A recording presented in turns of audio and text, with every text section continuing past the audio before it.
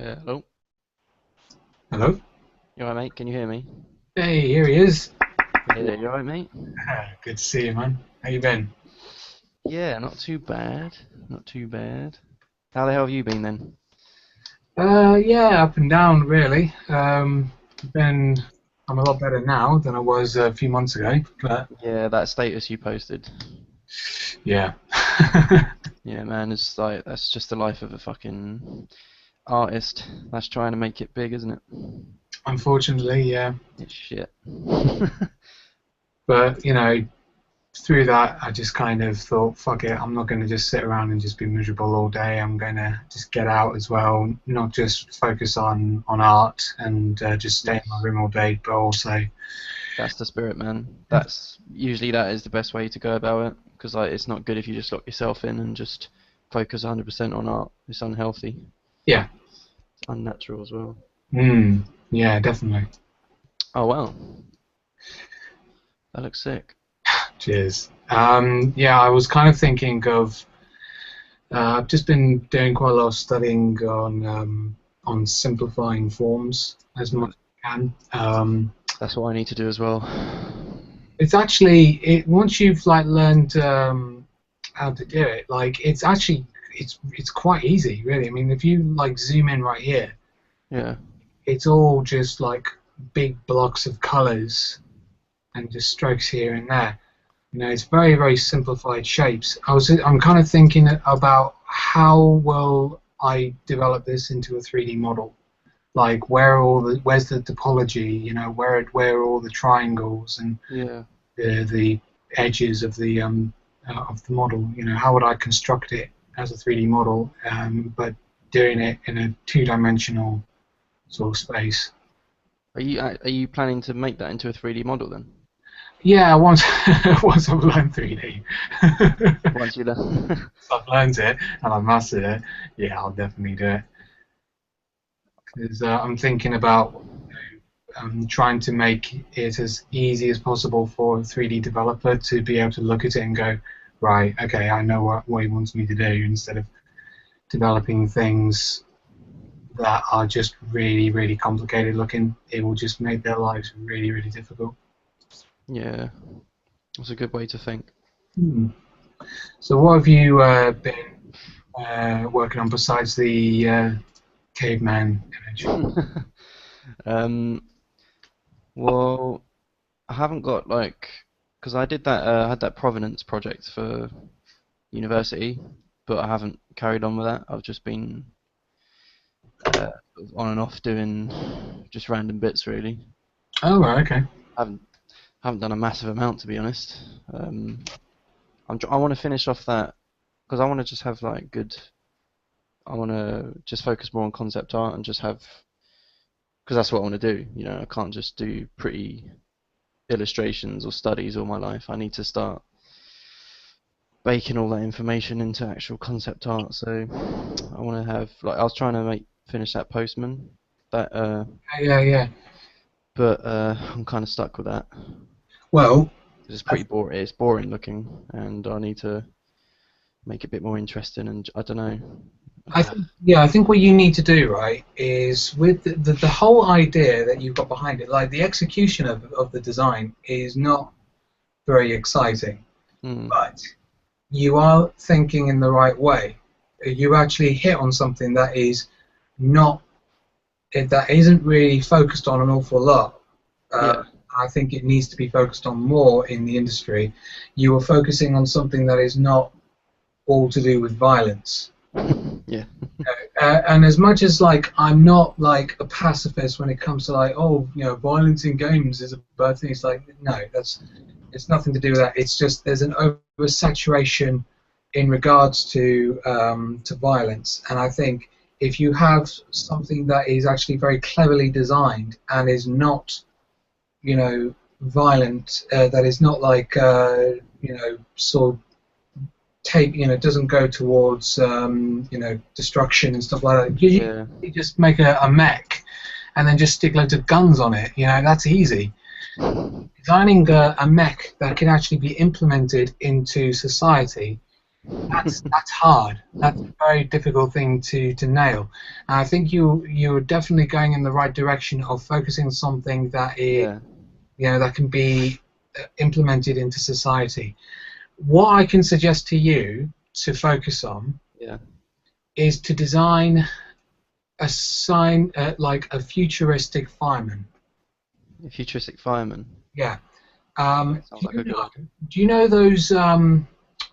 those exoskeletons that were in the film Elysium Yeah, yeah, to Call of Duty Advanced Warfare? yeah. Yeah, awesome stuff. Yeah, like those things are brilliant, but they're not taking advantage of how it could be implemented into society properly. It's all with them. It's all about brute force and being like a fucking Superman jumping over and smashing people in the face and stuff like that. That's great, Hmm. then that's fun. But design-wise, it's like it's too easy. I think Yeah. what you can do is you can take an exoskeleton and then design it in a way to make it, you know, fit into society. Think about how can this exoskeleton be used in society? Hmm. How can it be implemented so it's actually useful to help people rather than just smash their brains out? That's true, man. Like that sort of thing will get you noticed as well, especially like as a concept art portfolio. Absolutely. Because you'll stick out like a sore thumb, mate. Yeah, it's really good advice, man. You know, Like, I think I'm actually I should I should give that a go actually. Let me actually have a look at this exoskeleton stuff anyway. yeah. Oh, so hang on. How do I share my screen? I don't usually go on Google Hangouts. Yeah, I don't either. I only started using it on Friday. Oh. Yeah, do you know Dave? Dave for it? Yeah, yeah. Yeah, he told me to start using it, and I joined a group on here a couple of weeks ago. It was actually quite good. Yeah, he asked me to like pop along, but I just didn't get round to it really. It's actually quite fun. Yeah. I wonder if I got this available for the public as well. So unable to invite public or extended circles. Okay, Why is that? I have no idea. Wait, the last time we Skyped was, well, I think it was only once, and it was like what, 2 years ago?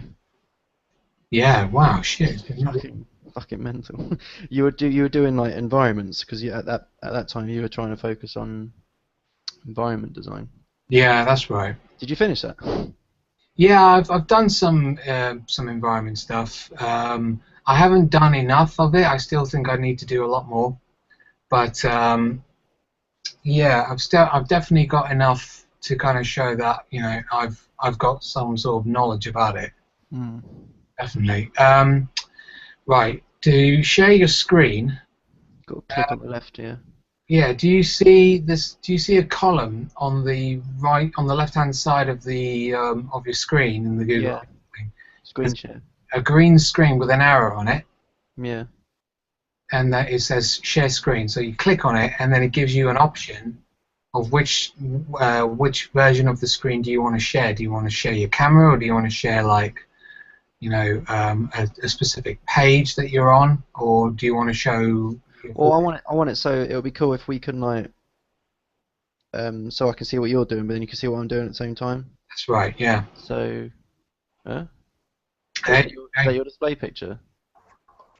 It's this art video call thing. I haven't seen it yet. Can you hear us, mate?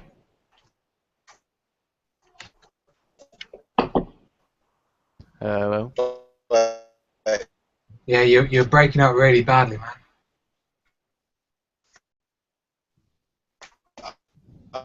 I'm at what the hell? You're breaking up really badly, AJ.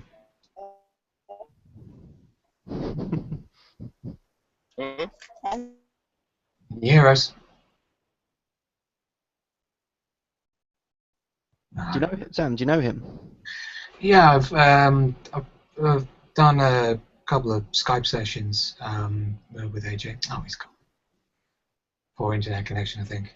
Okay. Anyway, I was saying like, I think it would be cool if we could just see each other's screens. Yeah, that's right. So we can So what is it then? Entire screen? Do I share my entire screen or Google plus Hangouts? Share Mm, your guy's screen. entire screen.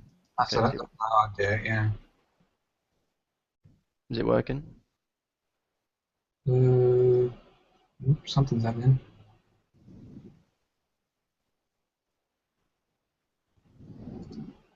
You're looking at my screen now. Yeah. Yeah. Oh, there you go. Right. So So while I've got this little thing on the go, I'm actually sort of continuing a commission. what's that commission about? It's for a friend of mine um, who has just recently started a jewelry sort of brand. Yeah. He's called Oat Hill and Kingsfolk. Okay. Um, and basically, what he does is that he takes coins, like copper and silver coins and things like that, and he makes jewelry out of them. All right, that's cool. Mm.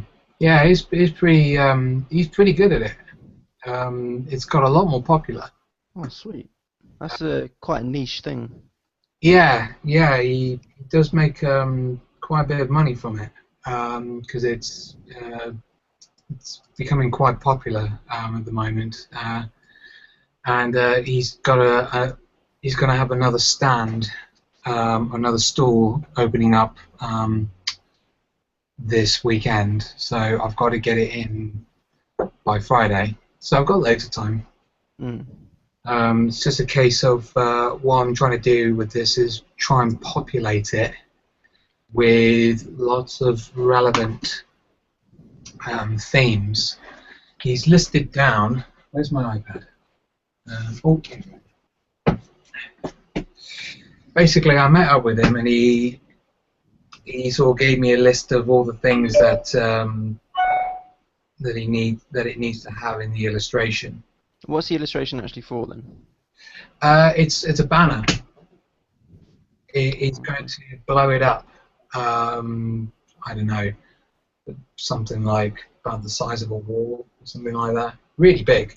Oh, nice. This image is going to be pretty huge. What have you got to put on the map then? Just got to populate it with loads of things. Like there's got to be a town somewhere. There's got to be this thing called what's it called? The Toro Woods. There's got to be a scarecrow field. There's got to be a hallucinogenic mushroom field as well, with this hair sort of like leaping through. And it's got to be very kind of like Nordic looking and very, very 15th century map illustration looking. Yeah. You know. So you made this from scratch? Yeah. It looks awesome. Got like the sun up in the corner, very, very stereotypical, kind of cliched, sun and moon, stars and leaves and all that kind of jazz. Yeah. So is it just this is kind of like it's obviously for what it's connected to like the brand. It's like is it just to like help boost the image Yeah, of that's the right. brand? It's Like kind of like a I don't know what to call it. You know, you get like meta games in games, like side sort of things. oh yeah, So is it sort of like that, but yeah, in context as it being a brand? Sort of that's thing. right. Yeah, Okay, that's cool. all the things that are going to be populating in the image are pieces of jewelry. Like this dragon Oh, that's cool. Yeah. is a piece of jewelry that he's made here. And That's awesome. yeah, and this image here as well. That's his logo, Mm. and you've got other things here as well, like That's really cool. star-stricken fox and stuff. He writes these things as well. He's written little stories, Hmm. little nursery rhymes about these characters, like the penny tree, the Toro Woods. It's very sort of like it's very romanticized. Hmm. So it's got to have that sort of like oldie, oldie English sort of romanticized kind of like theme to it. Yeah. How long has this taken you then, or how long is it going to take you, like, to finish it Well, I started altogether? it on and off on Saturday, and to be quite honest with you, I've been sort of haven't been, haven't really been putting a huge amount of attention to it, but No. um, How many hours do you reckon this will take you if I focus on it, it could probably just take me about probably about 9, 10 hours in total. to finish everything? Yeah, it's just trying to work out where everything sits. It's also a case of just balancing everything as well to make sure that it doesn't feel cluttered and too noisy. Yeah. It's really a lot of experimenting, really. Like Yeah. the illustrations themselves are actually very, very simple to do, but Mm. it's just a case of just tweaking them constantly. Yeah. Um, Composition. yeah, and just repositioning them and stuff like that. That just How much you going to charge, or are you not allowed to say? well, he's happy to put it round about 400 quid. That's good. So yeah, it's That's pretty good. decent money. Yeah, that is good. Yeah. And Do you charge per hour, or like when it comes to commissions? I know, I just simply do it by commission. I try and loosely base it on per hour. I just say I charge like between £10 and £15 an hour. But I Mm. always say to the client, oh, it depends how complex it is. Yeah, I'm never usually that comfortable saying, oh, I charge by the hour and stuff like that. It's um, I don't really feel like I'm good enough yet in order to be confident enough to start charging by the hour. I simply just make sure that it's the best it can possibly be, and the client is extremely happy with it. Yeah, that's a good way to go. Yeah, because then I'm Yeah. worrying about quality over quantity. As long as I make sure that the client is happy, then they'll be more than happy to pay a reasonable price for it.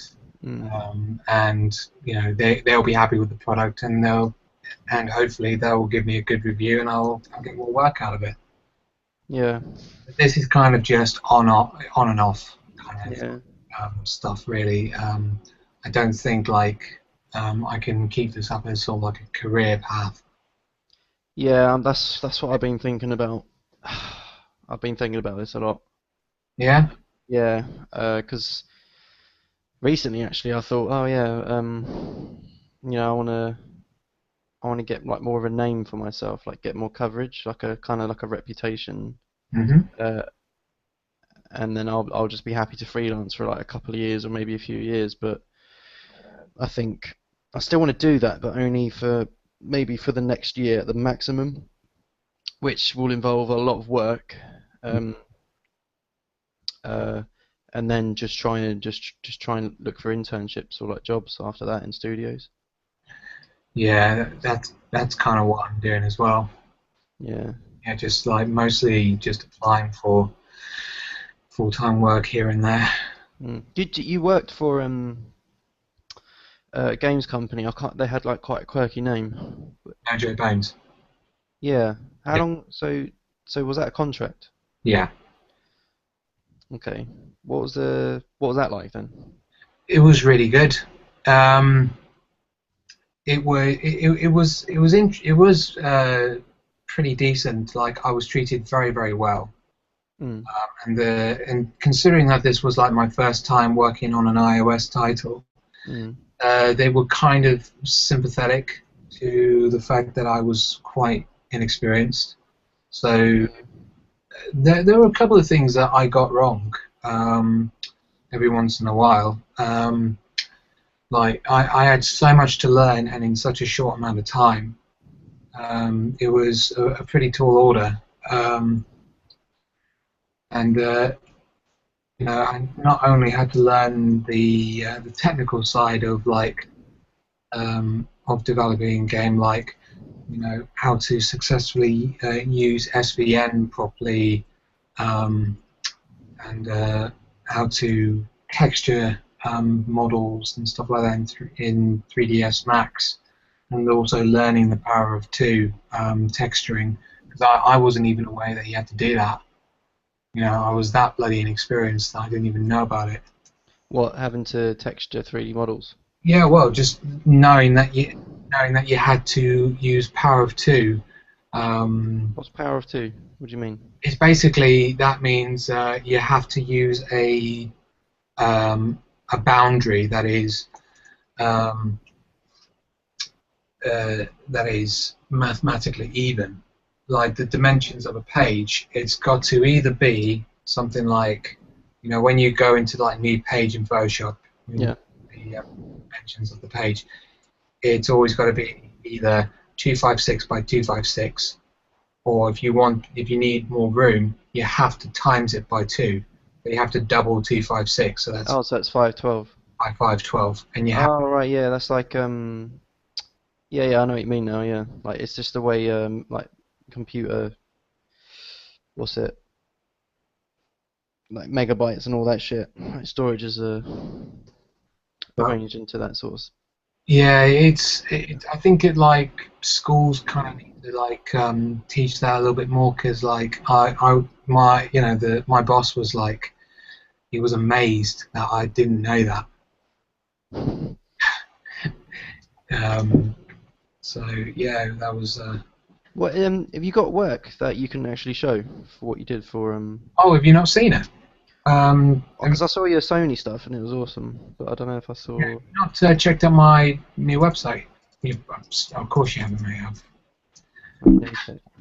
Hang on, I'll load it up.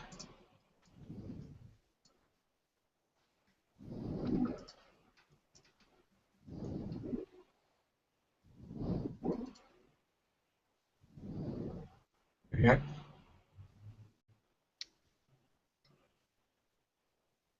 What's the link?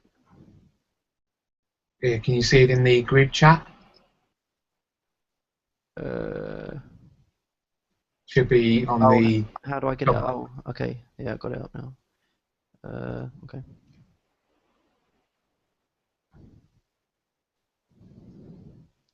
Cool. Okay, so So the stuff at the top. the voyage. Yeah. Huh. Oh, so you did a bit of simplifying forms already. Yeah, kind of. That's really where I started to sort of focus on it more. Yeah, Oh, cool. because the main sort of influence that we had was Curse of Monkey Island Okay. by LucasArts. That was our main influence, Yeah. and they had a very nice stylized um, sort of shape language to their design work, and I just really loved it. All the curls and the swirliness of it, and the sort of sharp, jagged edges Yeah. of straight versus curved lines and stuff like that. I looked at quite a lot of Disney stuff as well. Yeah. I can see that. So was it just like static 2D images that they just use, or did they somehow animate it, or is it just? Yeah, they animated the parrot, but I think and few other elements in the game. But the character himself, we just didn't have the budget nor the time, unfortunately, to develop the the character and animate him, Yeah. which was, Is that your Facebook going off? yeah, that was my. Okay. Okay. Um, That's really cool, man. oh, cheers. Yeah, we had we spent a lot of time. I think we spent about 2 months just focusing on the design of the main character, Bucklebeard. Yeah. Like a lot of time was spent working on you know, what he was going to look like. Yeah. This was my first sort of design sheet, just exploring loads of ideas for Bucklebeard. Hmm. We from the get-go, like the level developer Stu, he knew that he wanted something like a bit like a Jack Sparrow sort of character, where he's like a lovable bastard. You know, he's a bit of a fuck up, bit of a you know, bit of a, but you just can't help but like him. That was the brief, was it? Yeah, pretty much. Bit of a fuck up. See Bit what of a you can fuck do. up, but he's likable. Yeah, it's really cool, man. I really like your line art. I don't invest time into line art. Yeah, Which, yeah, line art is okay, but at the moment, I kind of like I look at line art differently now. It's really strange. It's the way that I start painting now. I've finally started getting into the habit of painting stuff out now, and it's really good because it's like it fleshes things out a lot more. Like yeah. like with this character here, uh, Lasso. Did you use a lot of lasso tool? a little bit, Oh, a little bit. but I mostly just blocked it all in. Like I've actually broken this character down. So if I've got all the layers up here, so if I turn them all off, This is cool. This is like an interactive, like a tutorial. it kind of is, isn't it? Yeah. Yeah, like I've kind of just broken everything down, so he's got like his kilt here. I mean, like look at that, it's just a block, Yeah. and on top of that, you got another. So, did you literally just start with that kilt?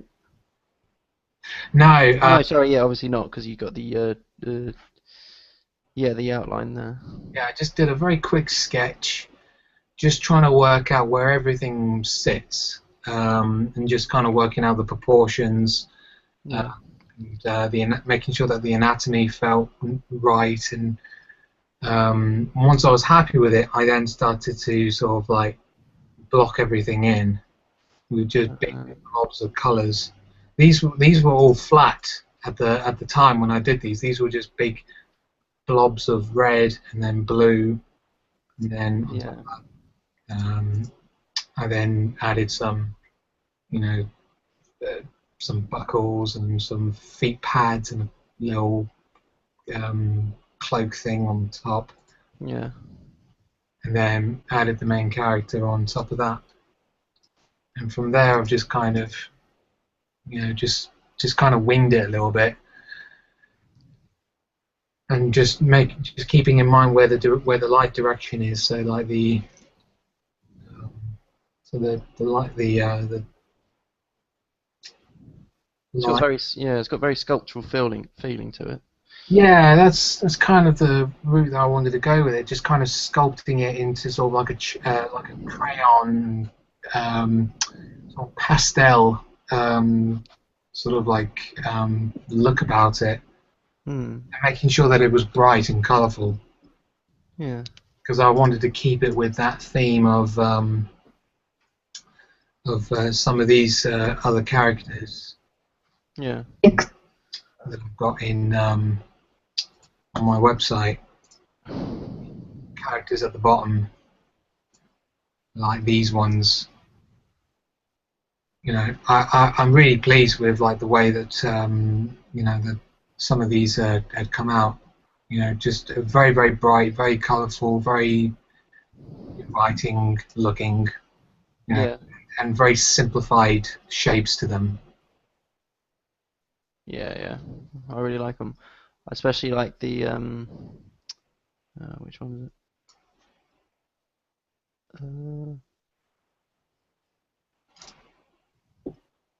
You can see my screen, can't you? Oh, hang on, let's have a look. What I've done is actually I've put, if you can see my screen, I've put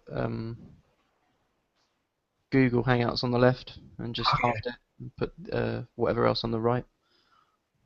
Yeah, that's a good idea. That's sick.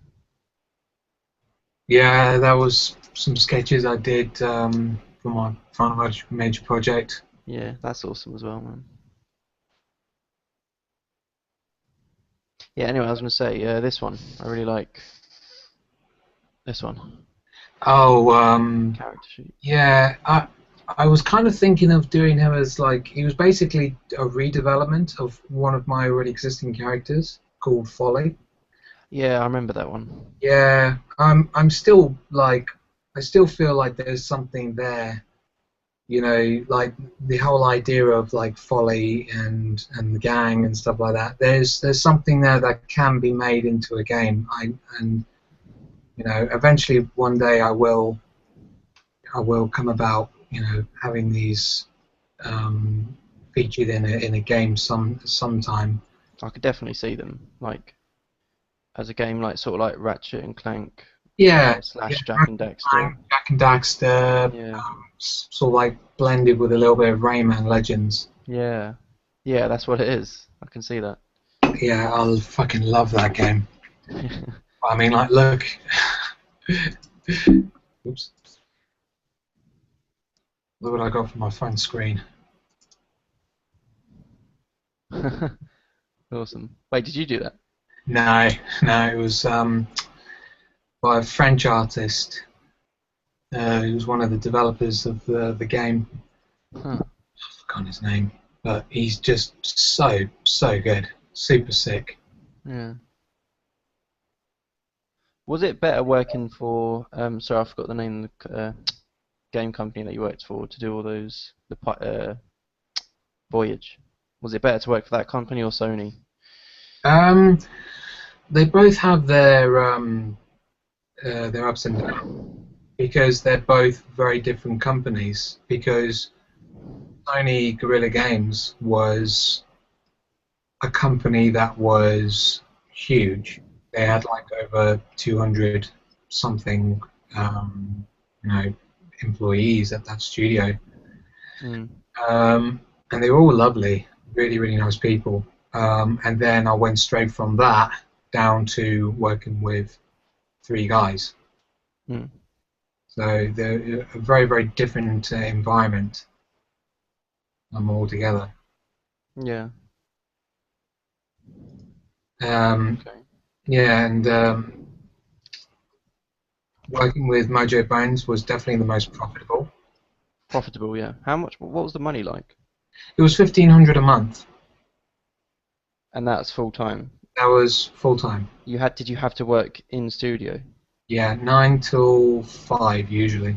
9 till 5, They 1,500 a weren't month. like they weren't super strict on anything. They were quite laid back. You know, sometimes one or two of the guys wouldn't show up because they were tied up with other things, or they had to Too have hungover. right. But no, they were very responsible guys, um, very level-headed, and very experienced. These guys were veterans in the industry. Hmm. That's awesome, man. I think it would have been a good experience if I actually uh, got a job at Jagex or something to work on RuneScape, but it didn't happen. Oh, did they not? No, because my portfolio does not showcase good enough concept art. It's more I'm more of an illustrator, but I want to change that. When it comes to concept art, um, I they just don't. Yeah. they just basically want to see you um, like they just want to see loads of featured ideas. Mm, That's all they want to see. That's what a concept artist is. You're concepting ideas that can be implemented into a game. mm, Um, and I think the best, and you've got to show variety, like not just a variety of different things, but a variety of the same thing. So, yeah. you know, like bit like what I've done with this character here. Like my problem that I keep on having is that I keep doing too many character designs, mostly because I love doing it. Mm, I should really do a lot more things to do with objects and stuff like that. But basically, like they want to see things like with a character, they want to see like main. Oh, whoops, a daisy. They want to see main character fully developed here, Hmm. and then they want to see on the side like other less developed, less rendered, but just kind of replicants of the same object, but with different variations to them. So like with this character, in this context, you have different horn designs, different costumes, different armor. There would need to be like a turnaround sheet as well, somewhere or the other. Yeah. It would have to be featured at different angles. You would have to probably look at the anatomy or the bone structure. Because all you're doing is you're providing a blueprint for a 3D developer, and the more clarity you have in your designs, the easier you will be to work with for a 3D developer. They will love you, basically. Mm. Bit like what I did, if you can see on your screen, the Voyage facial animation, facial features. Yeah. Like that's what they want to see, Mm. especially in animation. In fact, that's what managed to get me a job with an animation studio earlier this year. You're talking about the one that you did the voyage for? No, Oh. I've worked for another company, an animation studio called Sun and Moon, Okay. that are based in Bristol. If Was you that when was that? That was in June, I think. Oh, sweet. If you go to, I think it's asset design. Yeah, there you go. Oh, okay. Huh. Really cool. Yeah, it was fun to do. It was a very, very pleasant project to work on, because at first, on the first day, like my boss, the guy who was kind of like, you know directing me and all that, for the project, he was kind of like a little bit apprehensive, just making sure that I was completely clear on what I was doing. Mm. And by the second day, he was almost leaving me completely up to the whole project on my own. Like he was that confident with what he was seeing, and Oh, it was really nice. It was really good to know that he was really pleased with the way it was going, and I got how he was thinking. yeah. That's another thing as a concept artist. You've got to be able to work really well with your client, and know exactly what they are looking for. Yeah, that's the thing. Like when I've done client work, I always make sure that uh like even if I have to repeat myself and say, just to clarify exactly what they want. Otherwise, I don't like doing the work, so I need to know exactly what I'm doing. So I'm like that anyway. Yeah, that's right. Constant communication and clarity are essential for a Yeah. developer. Well, that's all right. I've got that then. I just need to do the concept art now. Yeah, it's just I don't know. I don't really feel like I have a portfolio at the moment. It's just Have you got like an online video? I do have a website. Yeah, I just need to update it a bit. Can I send it to us? I don't Yeah. think I've seen it. Hang on. Where's group chat? There you go.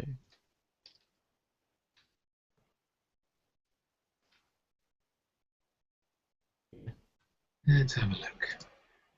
Hopefully you've got a Flash player. I should do. Oh,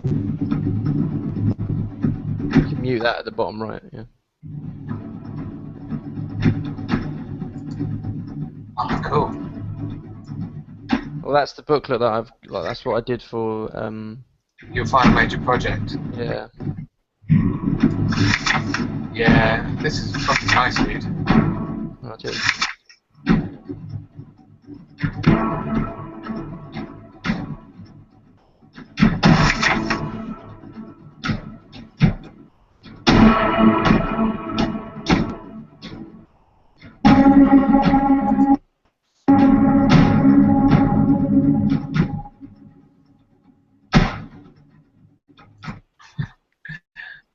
Really awesome music.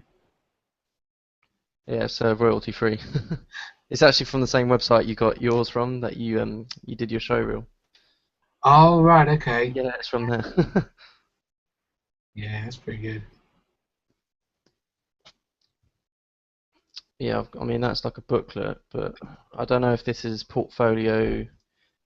It's a bit stupid because I've spent a lot of time on this, like for uni as a final major project, but I'm not sure if that's even good enough to show. Oh, I didn't even know you did this. What?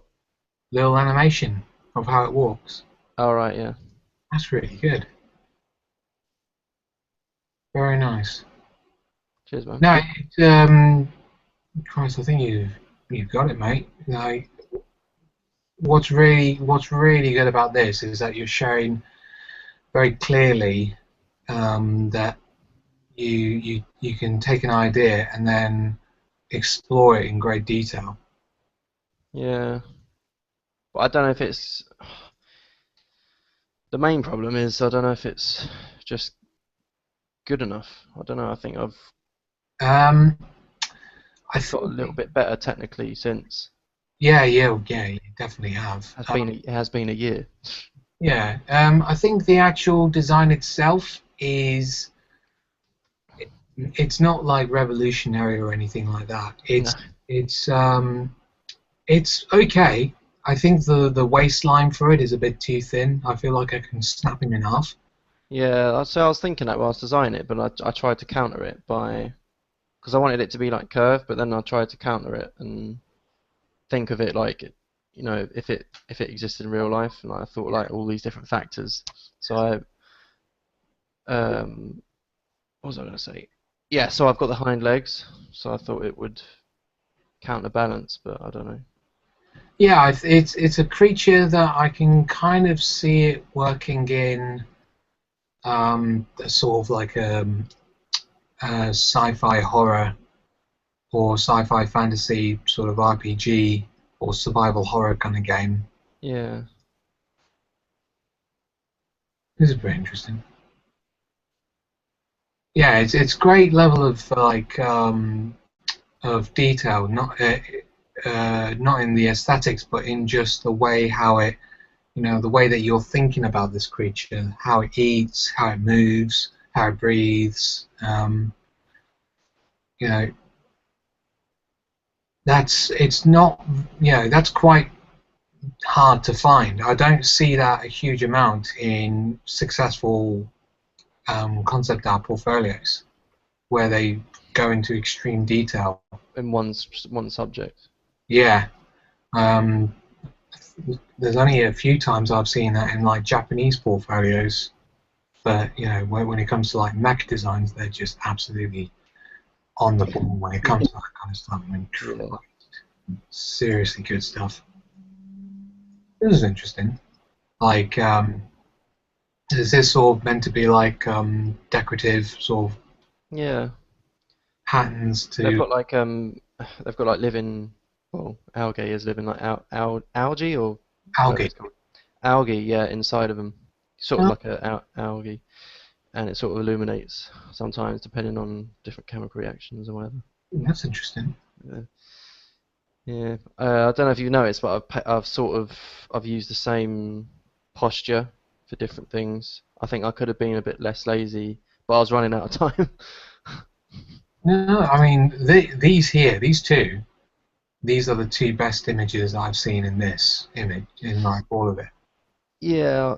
They're just really nicely presented. Nothing in between the images that is like distracting. It's showing very clearly what it's meant to be. I like the posture that he's got here, quite laid back. Um, where he's got like the bottom half really feels like you know, like a dog, like a Doberman kind Mm. of Yeah, vibe. I looked at horses. Oh, okay, right. Yeah, like horse I don't know what they're called, like the drapery around horses and stuff like that. I Hmm. went into like great depth into this project, but Yeah, I think that's really what they're looking for. yeah, but the problem is like this is it's Flash, and not every Yeah, PC I was owner has Flash. I was going to say, like, you've got to have in your website, you've got to have the option of being able to review this without using Flash. The only way I can do that is with static images, Yeah, because there's no way, even with HTML5, because the program I used to make this, it could only export it out as Flash yeah, or I think something else, which websites can't uh, it can't use. So yeah, I feel like you need to have that option there. mm, Um, and I've been doing a lot of research into what kind of style portfolio that recruiters and potential employees are looking for, and I found out that they literally want to see something right there and there within like 10 to 15 seconds. yeah, I've read that recently. That's a really nice image. Cheers, man. Yeah, so it's like you've got to have the images. You've got to take the very best illustrations that you've got and put them at the forefront, so it almost entices people into looking into it even more. Yeah, So I think you've got to have that on the front of your portfolio, and make sure that the first image that they see is the one image that you can say this is the best image that I have available. That explains mostly about you. yeah, Then they will start to like look at other variations and stuff like that, different images that you've done and stuff. mm, yeah. See, So this I is need this is more stuff I need to do. like landscapes. Yeah, well, just interesting environment pieces, really. I mean, I really do like these hotspots um, and the sort of like on the rocks, sort of Mm, give it this sort of golden hour sort of vibe. yeah, I do like golden hour stuff. It's a very interesting image. Thanks. Guy from Canada bought that. He was like, "Oh, can I buy a print of it?" And I was like, "All right." Nice. Yeah, so yeah, but my problem with environments though is I don't show enough depth. Like that one's alright because it shows like a bit of perspective. But if you go back to my other environments, all of them share similar composition, similar depth, similar scale, and I need to get out of that because it's a comfort zone. I need to start focusing on like architectural stuff. Yeah, You know what I mean? And like using painting over 3D, like Google SketchUp and whatnot. I I'm need to. trying to do that as well. Yeah, I really do. I remember that. It's weird. Very Prometheus looking. I was gonna sort of turn it into a fan art of Attack on Titan, but I thought, nah. Isn't that anime thing Yeah, with the giants? yeah. Yeah, that's fucking weird, isn't it? Attack on Titan's awesome, man. If you like anime, I suggest watching it. I saw one episode by accident, and By accident. yeah, I stumbled across it, and it's a very weird animation where it's like it's focusing on these giants that are attacking these cities. Yeah. It's quite the tone is really like all over the place. It's just at some point it's almost kind of cartoonishly, stylishly funny, and Yeah, and then it turns horrible. then you just see one of the characters just getting absolutely smushed, and it's like so graphic. It's like, oh god. It is horrible, man. But I think it's only one season, but I've seen them all. Oh, okay. But yeah, it's awesome. This is good. Yeah. Jessica Alba. No, it's not. Yeah. It's just some random girl that I use reference from a random image. I swear to God, it's a spitting image of Jessica Alba from what films was she in? Can't remember. But she was in like a sort of like a spy TV show, TV series a few years ago. Can't remember what it was. But It it does look like you're a bit. is it's very good. You know, there's a lot of depth to it. You know, there isn't any of this uncanny valley sort of vibe to it at all. She feels very, very kind of alive. Yeah, very, very nice. Cheers, man. I had an Imagine FX feature You like did. quite a few months ago. I Yeah. have that. I have that magazine. All right, cool. Yeah, but I think next time I apply to there, I want to have like proper portfolio images. At the moment, I just don't feel like I have. This is a proper portfolio image. Yeah, This is. I guess for illustration, yeah, but I mean, like, I want to. Yeah, well, I mean, this can still be used for concept work. You I know, guess so. because something as simple as this, you know, where it captures something Yeah, I guess so. about a character. I mean, like that's enough to kind of make, you know, to inspire another group of developers and go, right, this is the character that we want to develop for whatever game we're making.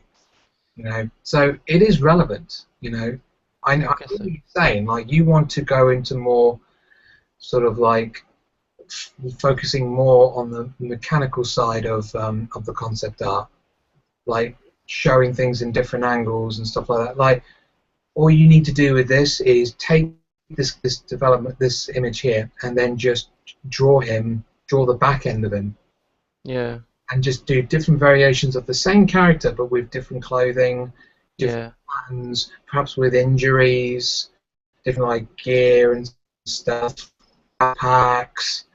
What is about this? What is it about this character?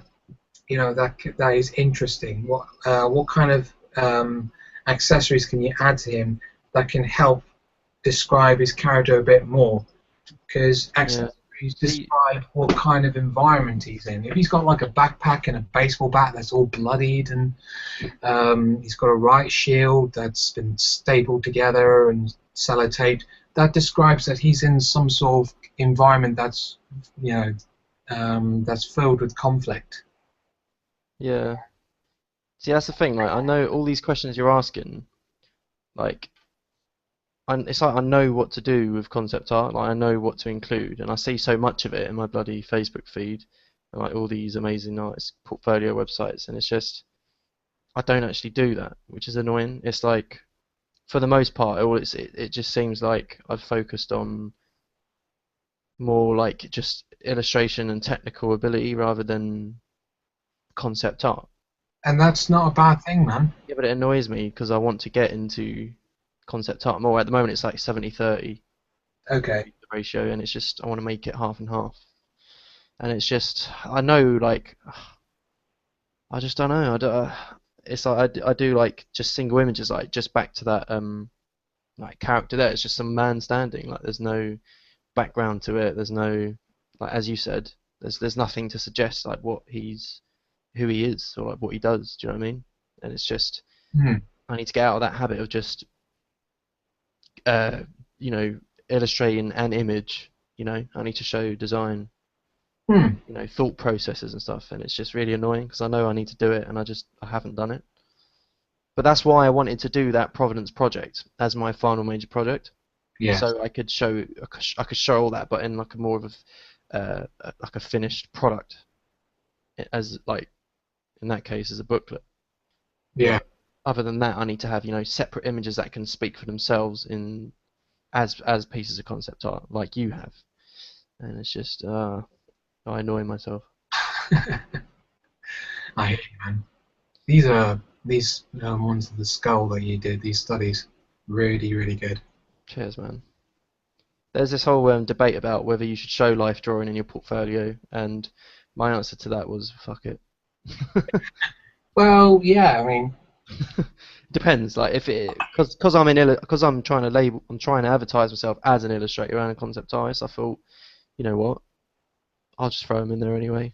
there's no reason to not have it in your, you know, somewhere in your portfolio. You just got to have an option there to, you know, to make it available for somebody if they ask the questions. Yeah, but can he draw like anatomy or something like that? Mm. And you can just say, yeah, there's an option there, and just click on it and you can see. Hmm. That's it's better to do that rather than I don't have any examples, but I can draw you one if you want. It's right. It's better to just go. Here you go. Have a look. Here are your boots. Yeah, okay. Cool.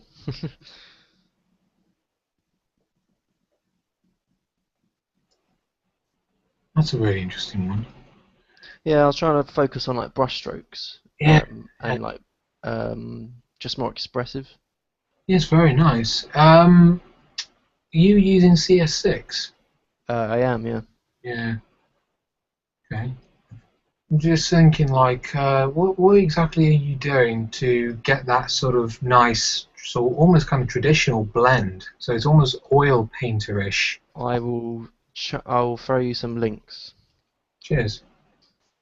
John, his name John Silver smudge pack. Best smudge brush that I've ever used. Is in the pirate. Sorry. Is his first name Long? No. Long John Silver. Oh, right. Sorry. So download that, Oh, okay. and I also use um, uh, I use four artist brushes mainly. Let me see. Jama Robev. Can't pronounce his name. Is this does this only apply to CS6 only?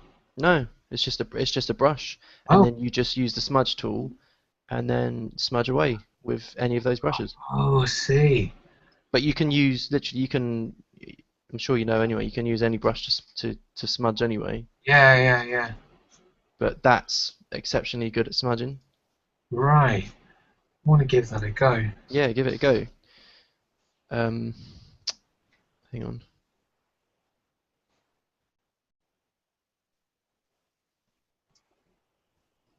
There we go.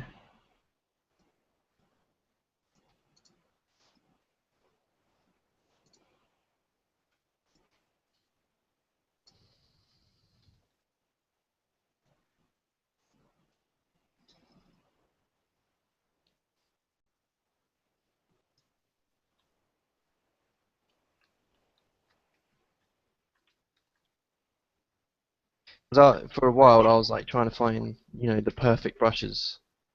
And I think I have found them. So literally I don't feel as if I need to use any more brushes ever.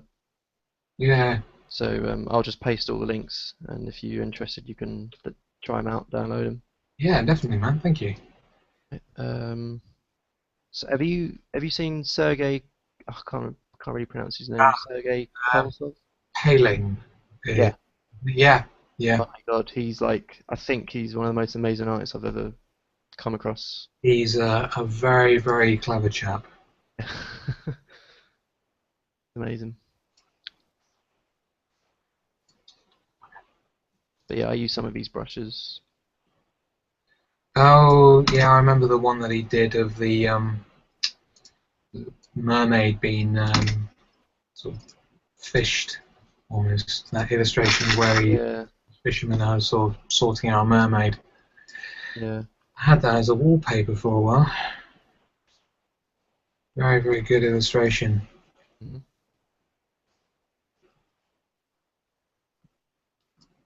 Um, and lastly, uh, yeah. So if you look at the chat, Yep. Oh, the top one's obviously smudge brush. The Yama brushes, or whatever his name is, Yama Jurabev, what his name is. His brushes are especially good for like traditional looking stuff. hmm, Um, that's what I like. yep, his brushes are awesome. Uh, Jonas D. Rowe, his brushes are really good at like for landscapes. So he's got like a lot of shrubbery and stuff like that, and really cool loose brushes for landscapes. Lovely. And Sergey Kolsov brushes are just good for pretty much a mixture of stuff. And Shadi Savadi's brushes, he's got a couple of good cloud brushes for smoke and stuff like that. Oh, nice. So I've got like my favourites, which I just use them, but I've got them all loaded up at once, and I just sort of memorise where they are. Yeah, yeah. I haven't really managed my brushes like amazingly. That's kind of what I do as well. I only have about out of the majority that I have here in my list. Mm. I only use about two or three, give or take. Yeah. Like there's this one brush that I developed on my own. Okay. Where is it? Um, oh, here it is. just I'll just draw something out quickly.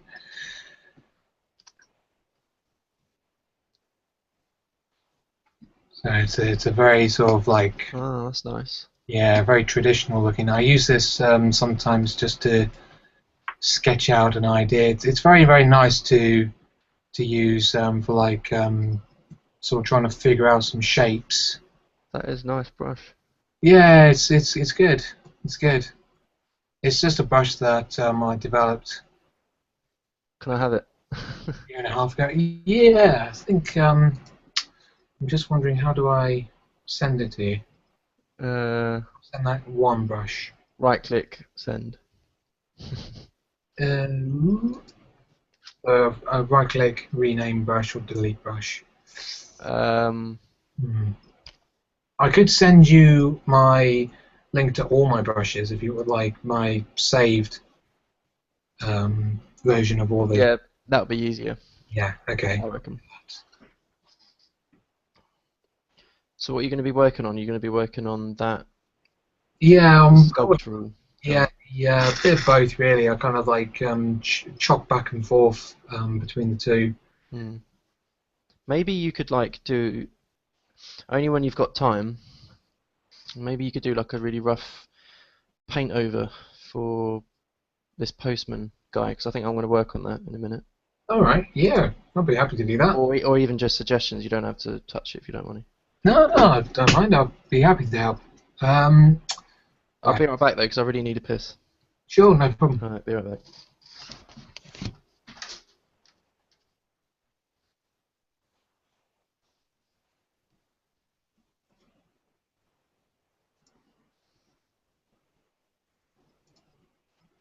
Yes, and that.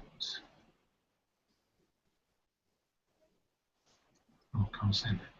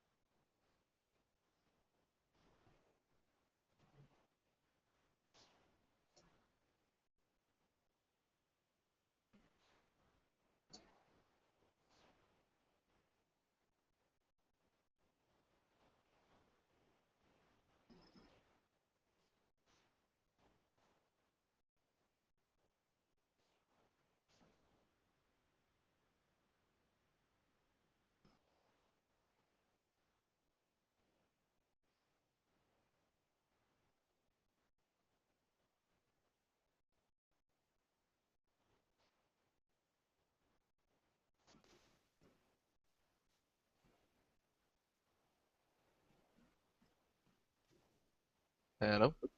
Can you hear me? Yep. Cool. I think I'm going to try and do this Dropbox thing just to send it to you through Facebook Okay. Yeah. Cool. or the group chat. Doesn't seem to do it. Choose file, blah blah blah blah.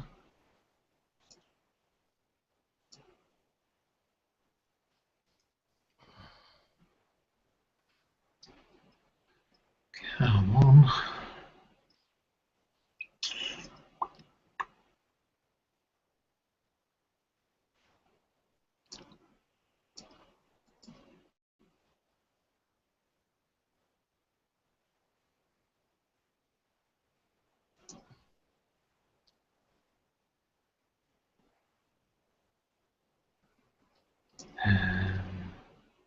Right, share folder.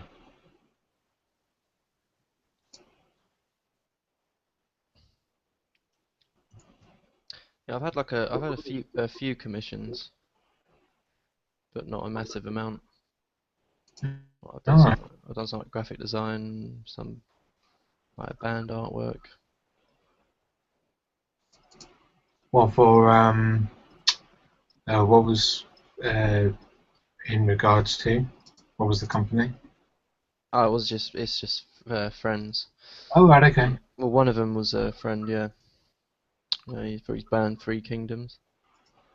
Sweet. They're not big or anything, but Yet. well,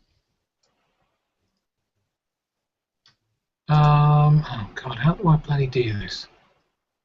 Do you know how to use Dropbox? yeah. How do I upload a file? Um, I go to Files. Uh, oh, here we go. Upload. Choose a oh, file. there we go. Ugh.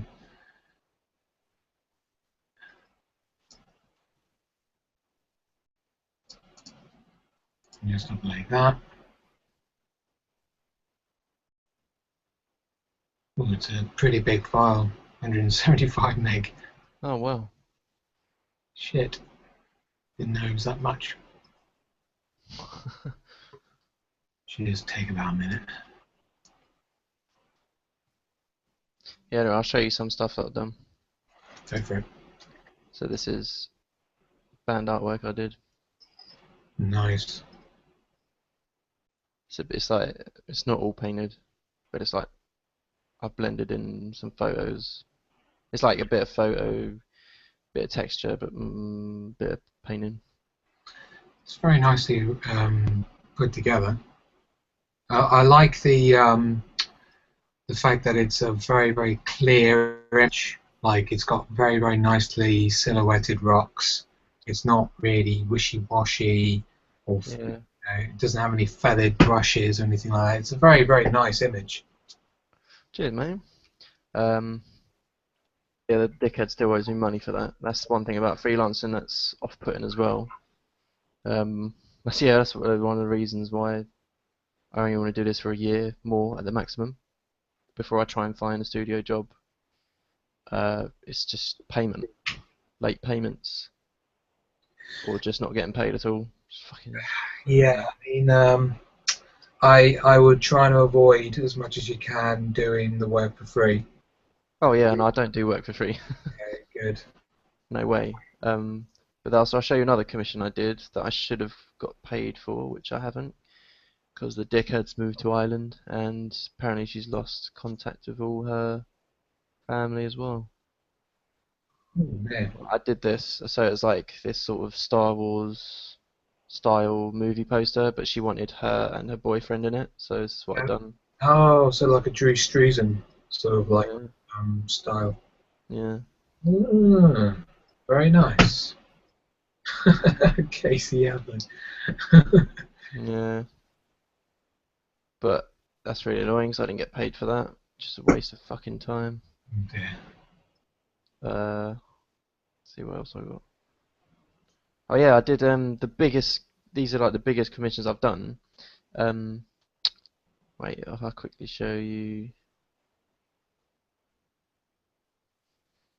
Uh, for this card game Oh, right, okay. called Maha Yoda. Is that a Kickstarter? Oh, yeah, it is, isn't it? Yeah, so they wanted I heard about this. yeah, they wanted 16,000, but they got 34,000, and they just emailed me, which is really cool, because they emailed me and just asked me to do some work, like some illustration for them. So I was like, wow, Very nice. really unexpected. And then this is what I did. So this is quite different to the usual stuff I did. That's the final image. No, I'm joking. But like, Yeah, these are good to see, like, the development. yeah, Because that kind of shows how you're thinking. Kind yeah, of I guess so. process. But like, so that was like the development. The final image. Hang on. Finals. So the final image in the end was this. Ah. You might have seen it already because I posted it on Facebook. Yeah, I think, yeah, I recognize it now. Yeah, it was Yeah. for, it was on Facebook. Yeah. So I did that. Very, very good. Cheers, man. And this one as well. Yeah, saw that as well. I think at first I didn't recognize that it was you until I saw your name. Yeah. Is that a good or bad thing? No, I think it's a good thing because it looked very professional. I just kind of looked at it and I was like, Oh, cheers, man. it's like a very good. Oh shit, it's Carl. I appreciate it, man. There's things that's wrong that are still wrong with it, but if the client's happy, then I'm not gonna say anything. It's a very energetic sort of image. There's a lot of like a lot of movement to it. Yeah, look at this guy here. I like the fact that it's like a fiery tornado. Yeah, poor fucker. I don't know. It kind of looks like he could be the one casting it because it's like Shivwara is like a Yeah. ancient mystical power that someone can harness. Yeah, the elephant makes it feel kind of either Middle Eastern or sort of Yeah, it's supposed to be India because yeah. it's like this whole thing's based on Hindu mythology, like this card game. Ah, that's cool. I like Yeah, that. man. But I'll get a free copy of that game soon, which would be awesome. I can't wait to play it. Yeah, it would be good to see your illustration work in and about with the with the game itself. It's Yeah, a satisfying feeling to see your stuff in a game, isn't it? yeah, definitely. Um, Hang on. I did the weapon as well because this was part of the card, so I just did that as well, which is a standalone. yeah. See, as a concept artist, like what you would do is that you would take that and then you would kind Yeah. of, you do different variations of it and stuff. Yeah. But that's definitely in the right direction. That's definitely the right direction. I love the background image to it. Yeah, cheers, man. I just like pasted it and played around with it. You can probably tell. No, I think it's got a very sort of Pandorish, sort of like Avatar sort of vibe to it. Uh, Yeah. Very, very good, very dynamic, very interesting. Could have been quite a bland, environment piece behind it, but no, very good. You say that you don't think you've got good enough in your portfolio, mate, but I think you're too modest. Sorry? I think you're a little bit too modest about your work, mate. I think you've got some very good stuff in there. Well, it's just, I don't know, it's just regarding the concept art. I don't really have concept art in my portfolio. Like as you said, with all the stuff concept artists need to do and think about, I don't do that. That's what I'm annoyed at myself about. Okay. Uh, Oh, by the way, in the group chat, I've got the link. yeah, cool. I'll download that now. It won't take you long, mate, to show some examples of stuff in your work. You know, some concept ideas in your portfolio. It won't take you that long because you don't have to worry about it. You know, when it comes to like, I don't know, an asset piece. Like say I want you to design a type of sword. Yeah. Write down, like basically have a bit like what I'm doing here, like have a landscape um, uh, sort of page, and just literally like write down a few notes about about the object that you need to design. You know, Yeah. like what I did with the assets that I did for Guerrilla Games. Yeah. We wrote down what the object was, where it's going to be placed, what the dimensions are of it, what the try count would be, you know, um, where does it sit in the world and stuff like that. Yeah. Those sort of things is like it's not really hard to do. Once you've done it, then Yeah, that's the thing. Like, I know I could probably put together images like that, but it's just what I have done. I kind of have done, but in the form of a book. But for some reason, it feels like all the concept art I try and all the images I try and make as concept art. It feels like they're more they're more of like technical exercises rather than pieces of concept art, if that makes sense. I see what you mean. Yeah. Okay. Like I think maybe I get too bogged down in the lighting, say for example, I think folds of you. clothing rather than, hang on, this is a piece of concept art. It's the design that I need to think about. That's what I Yeah. tried to do with this guy, Yeah. You're but thinking as an illustrator rather than just as a concept artist. Yeah, with a concept artist, you just got to think about the practicalities of the design itself, because you've got to look at it as a whole instead of going, I'll stick all the lightings off or something like that.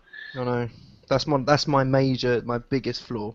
Well, no, not necessarily. It's you don't have to. You know, you are thinking in the right area, but the problem is you need to add um, and you need to extend your thinking, not restrict it. You know, you the way that you're thinking, like, oh, the lighting needs to be like this, or the shadow line's got to be there, and blah blah blah. That's great when it comes to presenting your idea, but the Yeah. one thing you've got to make sure that you've got, and that is a good idea. Yes. That's the most important thing, and you can be as fucking rough as you like, mate. Yeah. You know, like with these here that I've done, this was like this one here was the first. Oops, this here was the first sketch I did. And Mm. he only took like 10 minutes to do. Yeah. And then you I then thought he's too realistic, and it's just not giving me the right kind of vibe that I want. It looks too complicated, and it's just not what I'm going for. But the proportions in a few areas are working. Like I really really like the feet. Yeah. There's a great sense of weight behind him, and the expression on his face was, I was kind of thinking of a docile sort of character. Yeah, like a docile caribou. Whatever. Yeah, kind of. There was an actor that I had in mind. I can't remember his name, but he played um, as the blue furry monster in Monsters Inc. Oh yeah. What's his name? Big guy. Um, he played as Fred Flintstone as well in that god awful movie during the early '90s. Uh, Yeah. he's been in loads of stuff. He's in Argo as well. Richard McGonagall. Is that his name? Well, that's the voice actor for Sully. Oh, Sully in. Hang on, sorry, hang on. Sully, voice actor. Um, John Goodman. Oh, John Goodman. That's it. Yeah, yeah, John Goodman. That's right. God, no, it's because I typed in Sullivan, not Sully, voice actor. Oh, Yeah. right. Okay. Yeah, that was that was the kind of character I had in my head. Yeah. That's the sort of actor. Sometimes that's actually quite helpful thinking about what kind of actor would play this sort of character, and sort of Yeah. take the features, a little bit of those sort of like features, not necessarily the physical features, but taking a persona of somebody, Yeah. and then applying that to your work. I mean, that I definitely had that John Goodman idea in my head, and then I just thought, this sketch ain't working, so I redeveloped him here, and I wanted to simplify it even more, so just focus more on just solid shapes and things like that. Made his legs thinner so that his arms are a bit more emphasized, so he looks like he's a strong character. So he works. So the kind of occupation he has is sort of like hard labor. Yeah. Um, but having a docile sort of like sort of persona to him makes him look very approachable and nice looking. So he Yeah. looks like a kind of a side character that the main character would. He looks like slightly more heroic. Yeah, yeah. And then it would just be the case of just clothing him really, and then Awesome. this, at the moment it's far from finished. Like at the moment it's way too boring. There's not enough going on in the image to make it more appealing and interesting. So I need to add things to it. We're in the same sort of boat then with for this, for what we're doing at the moment. Yeah, yeah. Right, what can I add to this fucker? I have changed it since, so this is the one you saw last. Oh, okay. So they're the changes I've made. Yeah, right. Not massive, but I wanted to add a bit more colour, a bit more vibrancy, Hmm. a bit more friendliness, just a little bit. Well, his posture doesn't seem friendly. No, he looks pissed off with his job. He looks a little bit frustrated, like Yeah. like something in his job is kind of stalled. And I like that because you know the whole shit that goes down with Royal Mail, they strike. They go on strike quite often. Oh yeah, So yeah. That's but then interesting. again, that depends if it's going to be like a quite a big organization in the future, or if it's just like. But I was thinking of them as like sort of like third party postman. So it's like because it's more of a rarity maybe in the future Hmm. because everything's digital. But then some important information will need to be delivered in person. So that's the sort of idea I was thinking. Right. Um, Kind of like Mirror's Edge, I guess. Even though I didn't even think about that because in Mirror's Edge, you get the people that sort of are out of the system, whatever. But oh yeah, like the whole parkour thing where she's kind of like she's like a delivery girl or Quite, something. yeah, that sort of thing. But even though I didn't have that in mind at all, but someone pointed that out. Okay. I think. Maybe they'd need weapons then. Say, because if they're delivering important things, maybe. See, I want to turn it all violent now. See. Well, like I'm What's- not saying like violence has to be completely abandoned because as long as you have context, violence can always be used as long as there is context to that violence. You can't just have violence for the sake of violence just because it resonates with a certain minority of players. That's just a weak uh, position to hold when designing something. With this character, like I think the personality of the person underneath it you don't have to worry about it. So I wouldn't really worry too much about posture. I would keep it completely neutral when it comes to this whole thing. Let the design of the uniform do the talking. Don't let the persona or the posture of the character. Yeah, otherwise it's more illustration, isn't it? Well, Rather than. no, not necessarily. You're focusing more on the person that's underneath the mask, and in some cases that may be necessary. But really, we don't care about this character. Yeah. That at the moment we don't need to focus on that. We need to focus on the uniform itself. What does the uniform tell us? So when I think of like, right, okay, here's the brief. We got to design a futuristic, privatized postman. Yeah. So the first thing I get started off with is going straight to Google Yeah. for reference. So postman. Yeah, this is what I need to find reference also for space helmets because his face does not look right. Yeah, I was going to say like the helmet is not working for me. No? No, the helmet gives me the wrong impression of speed. Like it's sort of almost kind of aerodynamic, slightly, Yeah, yeah, that's right.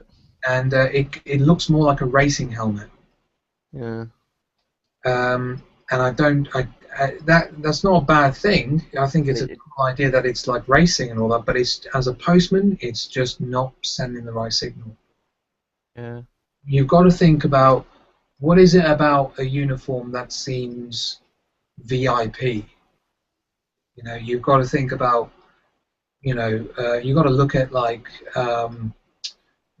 sort of like PMCs, private military contracts, uniforms. You've got to look at security guards, like bodyguards for like, vice presidents and stuff like that.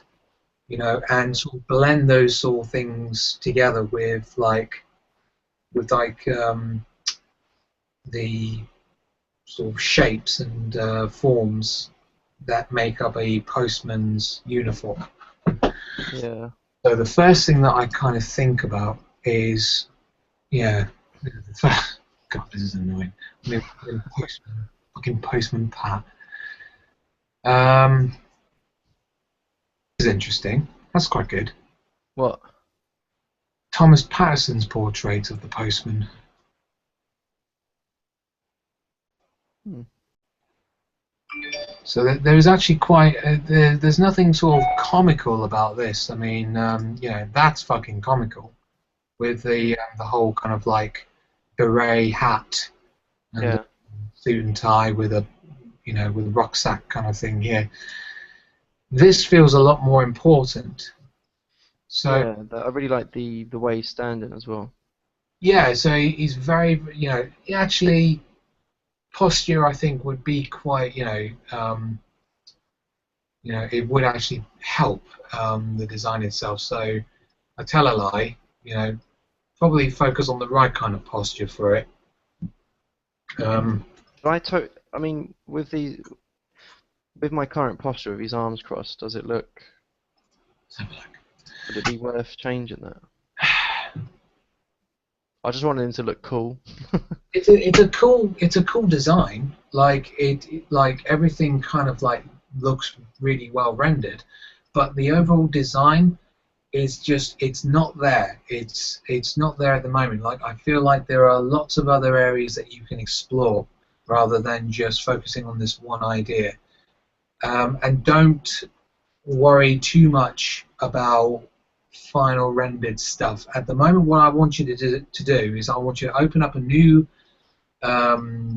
page and put it landscape, and I want you to do loads and loads of quick variations of sketches of different uniform designs. Okay, let's do it.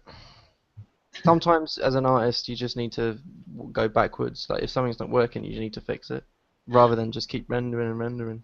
Yeah, Until something comes out, yeah, which it may do if you're lucky, but it's not the right way of working. yeah, that's right. So I'll put that away. I'll do it with you as well. Yeah, yeah, cool.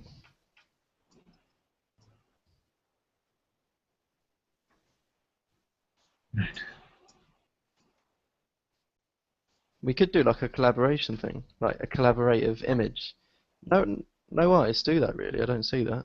Like if we made an actual image, and then say you have your final image, and then we have our final image, and you could do like a fireman or something, and I could do a postman or something like that, and then the final image can just be both of them next to each other, There you go.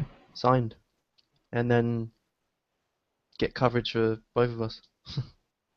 Sorted. It's a good it's a good exercise to get into the habit of collaborating with other people.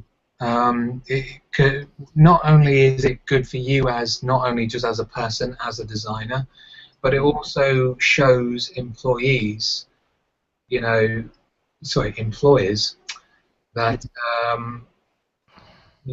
that you are really serious about being a designer. You're doing the right things really, and you're kind of taking charge and taking responsibility for your own ideas and things like that. It's a very important thing to show potential employers. Right. So what I do is I'd probably just enlarge the page a little bit more, so I've got a bit more space. So what I'd do is I'd have the things here to the side, and I'd have the reference pieces just to one side, so they're not too much in the way. And if they've got like any excess kind of images of the parts around the image, I'd literally just crop it down. So I'm just focusing on the thing that I'm interested in. I've got another example of where I did that. Do you remember that? I don't know if you saw it, but that Ukrainian knight or warrior that I did? I don't think so. Bring it out. Oh shit! You alright? Yeah, I just did a little really rough sketch, and I did it on Oh, the background layer. yeah, it's a bitch when you realise you've done that. Sick. Right. So Ukraine, blah blah blah.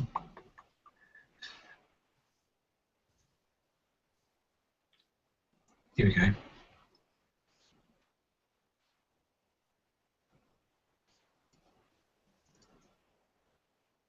No, I haven't seen that. Oh no, I have seen this. No, I have seen this. Sorry, it looked all different at first. Yeah, that's sick. It's like a riot,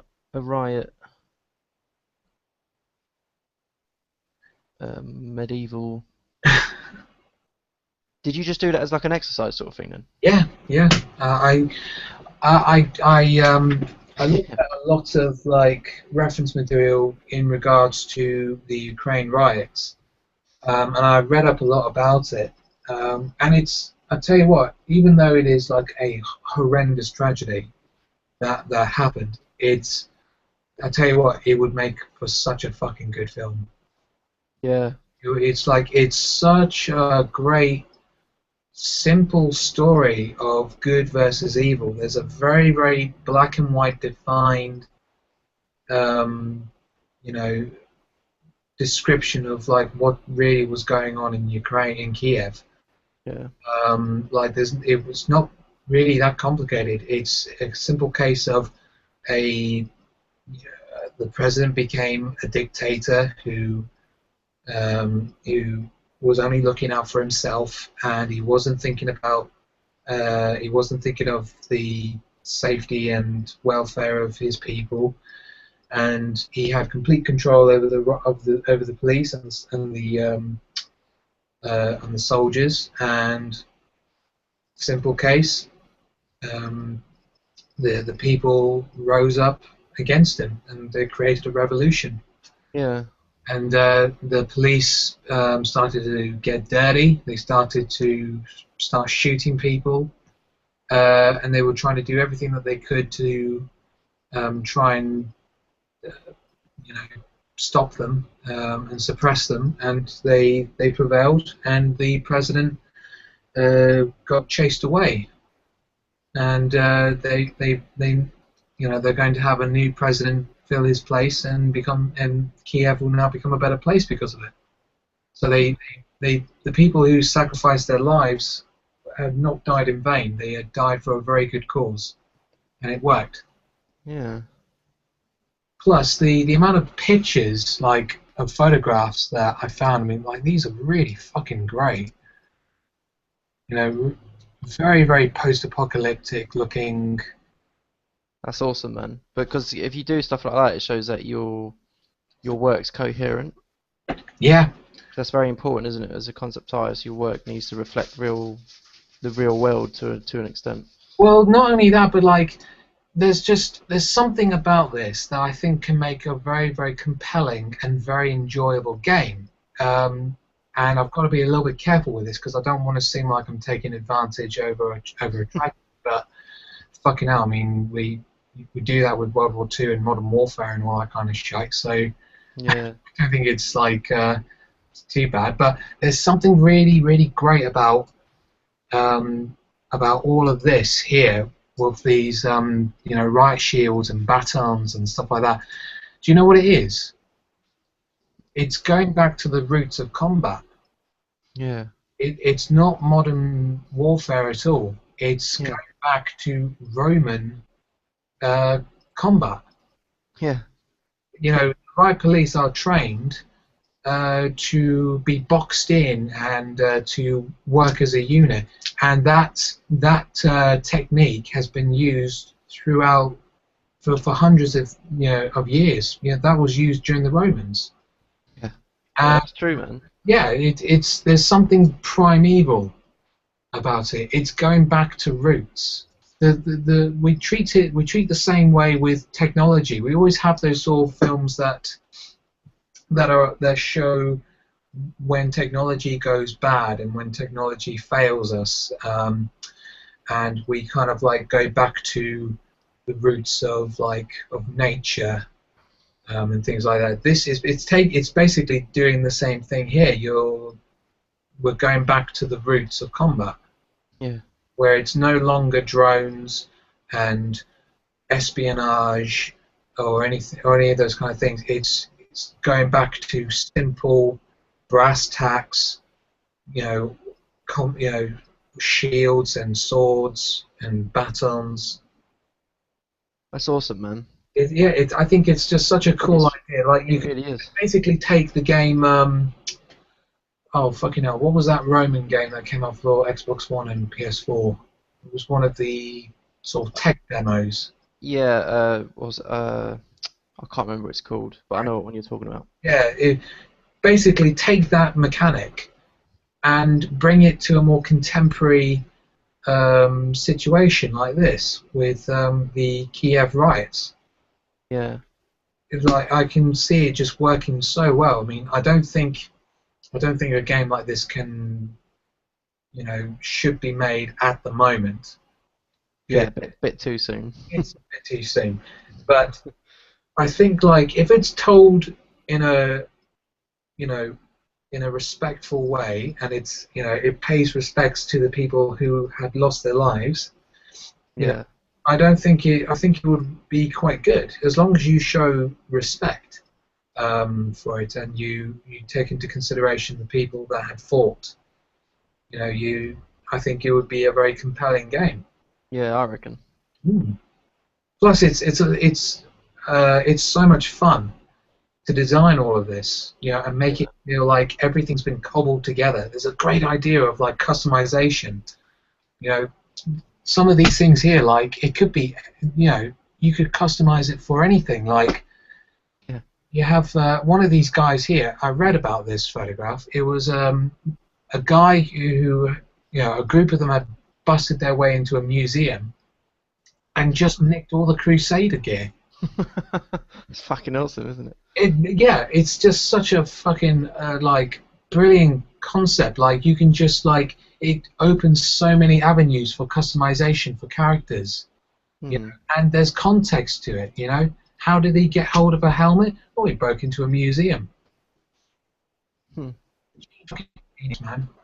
Yeah, it was really cool. Adds extra weight to it, and it also makes the characters look very, very interesting.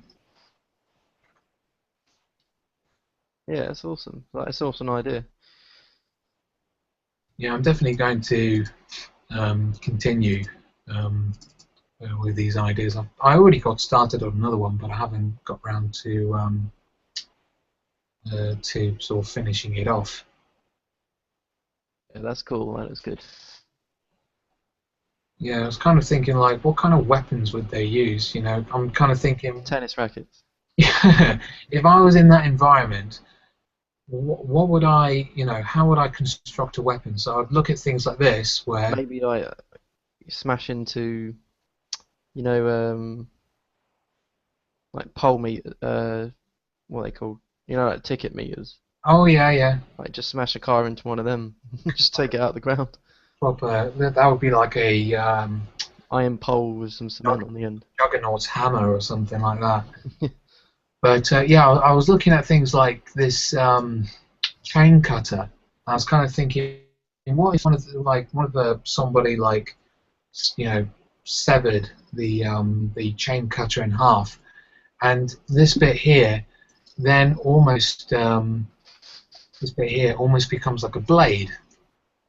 Okay, yeah, yeah, It's just that way of thinking, like taking something that we kind of take for granted in real life and then giving it a different meaning. yeah. That's a cool idea. Would it be sharp though? It'd be pretty sharp. The end is pretty sharp, but it would be more of like it would be like a very very low end axe, like a very very low end hatchet almost.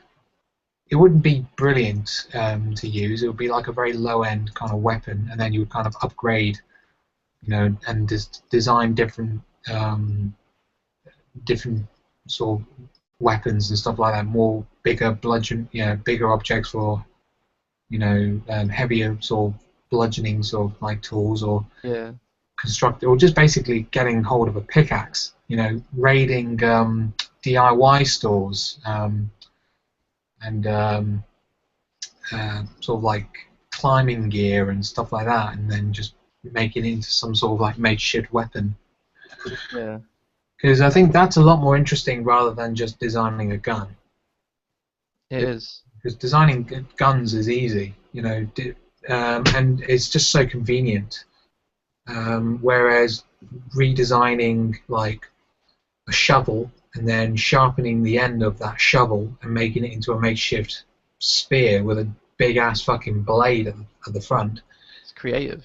that's creative and that takes fucking devotion. Like you really are devoted to harming your fellow man Mhm. with that. That takes devotion, and that actually says a lot more about the character rather than just getting hold of a gun. Yeah. No, I agree.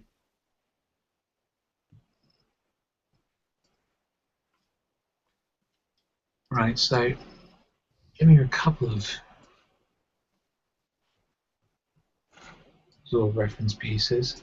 I think what would be quite good is having some kind of um, callback to old school, like basically like Victorian looking gear. So it's almost kind of like it's subconsciously you have those sort of like elements in the design of the uniform. Let's just get a little bit few more. That's quite good. And that's the thing with references. You can use as many as you like, and it can be as trivial as taking inspiration of one of the buttons, or the button configuration of a jacket, or taking a piece of collar and then just adapting from that. It Yeah. be as simple as that.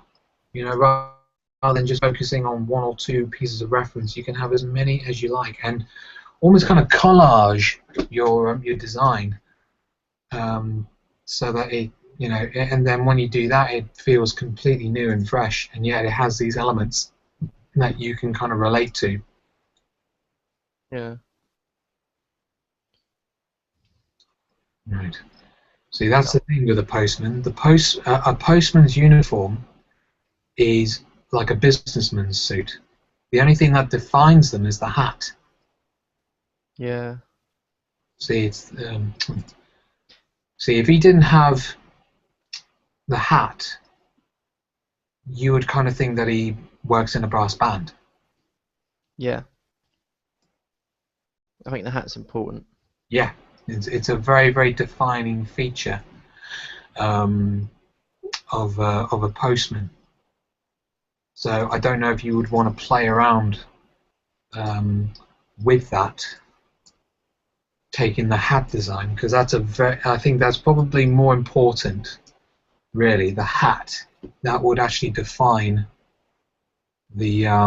Thing is, I think if it's gonna be, see, I had the idea of him. The reason why I put him in a helmet is because I had the idea of him going sort of around the solar system as well. Yeah. Oh, okay. Like Maybe you being, could actually being design the helmet that actually has that similar sort of shape language as the hat. yeah. So, right, okay, I've got an idea. Let's sketch this out quick. Yeah, go on.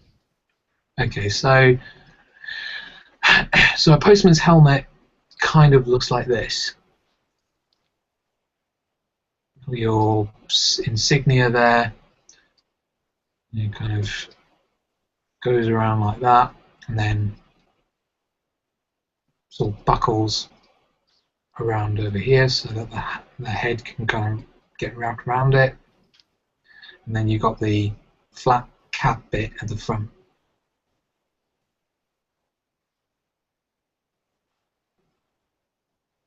Okay, so that's your shape language that defines the postman. So I'm just thinking, Just have it molded at the top. I was kind of thinking like maybe extend the bit here. Or have it actually on top of a normal space helmet. That might be funny. Yeah, just like plonked on the top. I was kind of thinking maybe this bit here could actually be the visor. So it could be bent like this.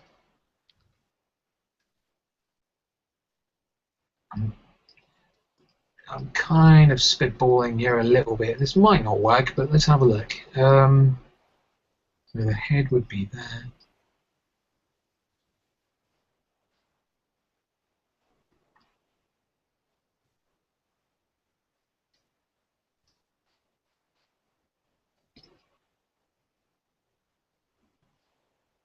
Don't know if that should come all the way down straight.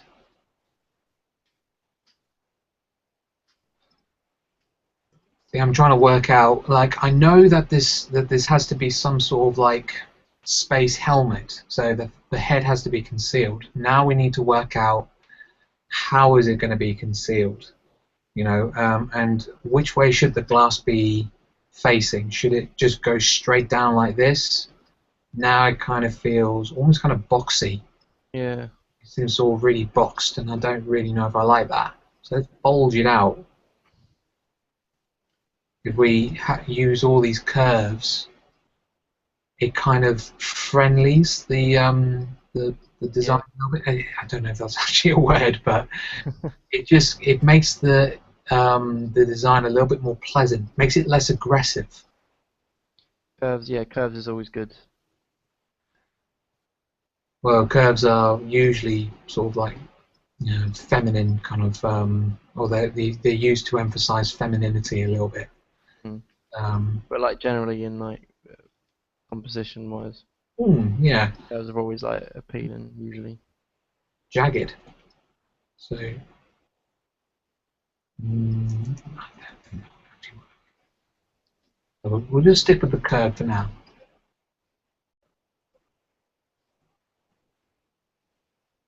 So, something like that. Kind of.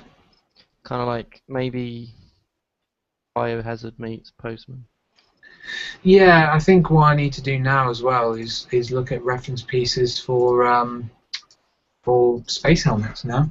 Yeah, that's what I'm doing.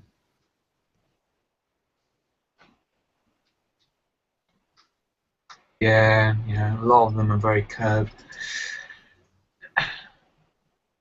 Isaac's helmet. I always thought that the design in Dead Space 2 was a very feminine looking design. I haven't actually checked out the game that much. Have you not? No, Oh man, you're in for a treat. Dead Space 1 is such a good game. scary. I started playing it a little bit, but only like right at the start. It's really, really well made. I loved it. Yeah, Uh, I do want to play it. I think I'll complete that soon.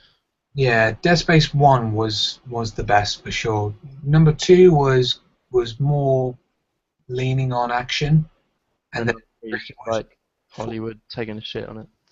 unfortunately, yeah. If it was definitely going in that sort of direction, unfortunately, which was a shame. Yeah. But all in all, they designed something that was very, very good. But yeah, I mean, in the second game, the helmet design was a little bit odd. I found it just felt like it was a very feminine-looking design. I just thought it was very strange. Hmm.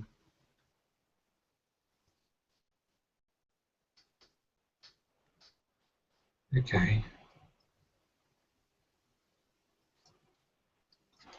right, so that's an interesting one.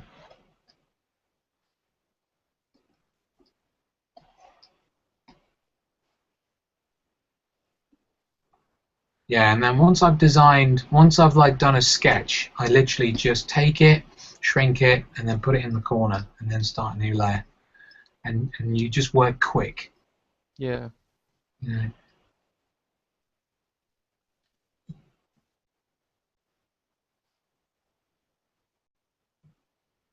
Change the brush actually.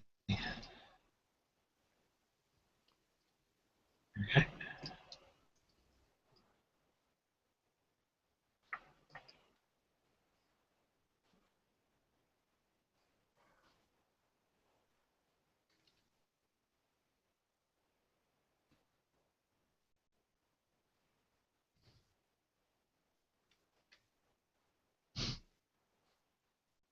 So we'd have some sort of insignia at the top. It could be like a camera, could be just a symbol just to represent the company. They usually are, but it could also be a camera. And and then we want that bulge at the top.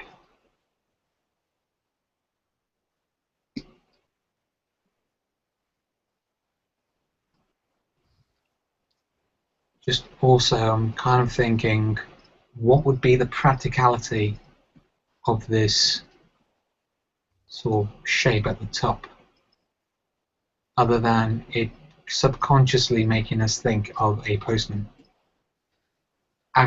Giving it another purpose or practicality gives it extra weight and depth. Is that good though? Yeah, it's a very good thing because it it adds more weight to your design. It's got more it's got multiple meanings behind it, rather than it just being superficial. It actually has a lot more thought behind it, and that just it resonates a lot better with the audience when it's like that. Yeah.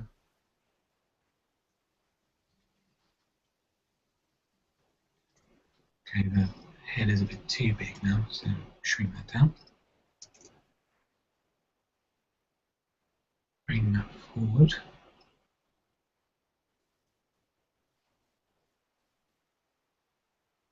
Thinking of like including an envelope hanging out of his bag or something. I like the idea of like a, what's it called, like one of those, a satchel. Okay. It just adds a bit of nice character to it. Like people still use bags, even though he's got like a spacesuit on. It makes him capable of um, you know, surviving in space for a bit.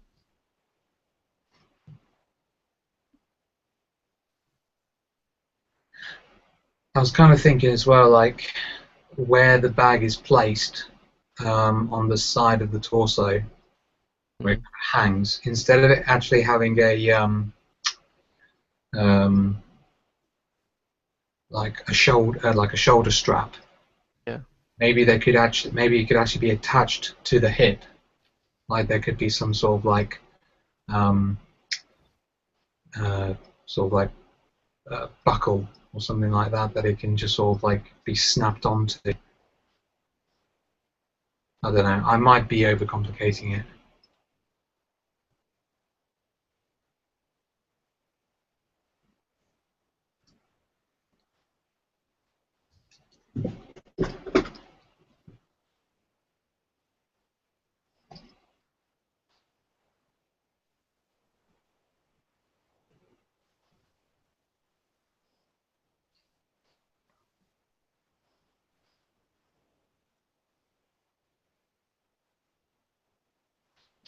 Show you a postman that this artist called Jasper did.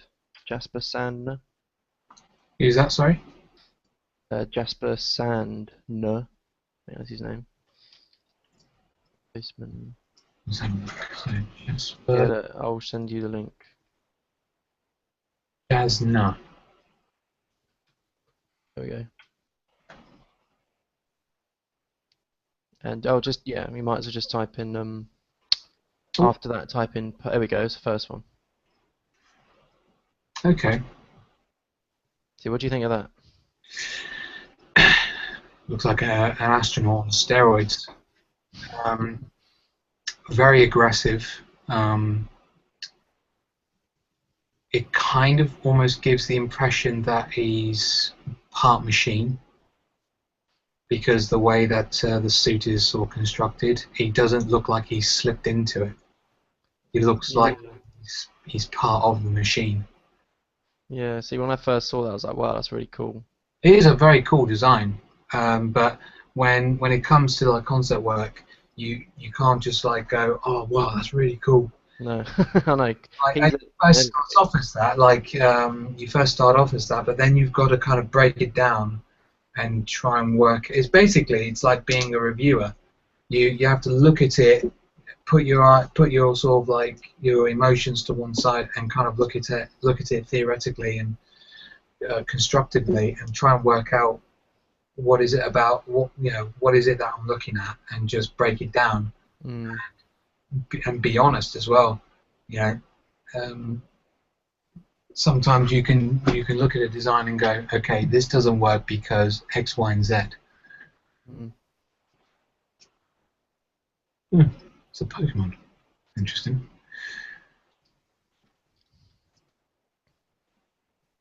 Yeah, I used to look up to him like as an artist and be like, wow, he's really good. But now I look at him, I'm like,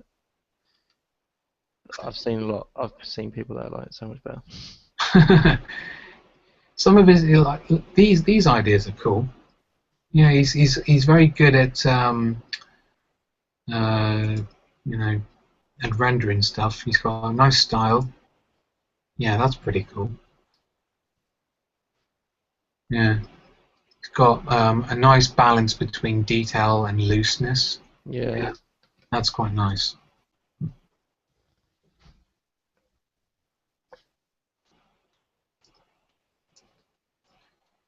Yeah, I mean, like some of these things that he's drawn are like they're very kind of popcorn-ish sort of stuff, where it's kind of like a little. Some of it's a little bit superficial, but it's executed quite well. Mm. It kind of makes it, you know, it looks entertaining.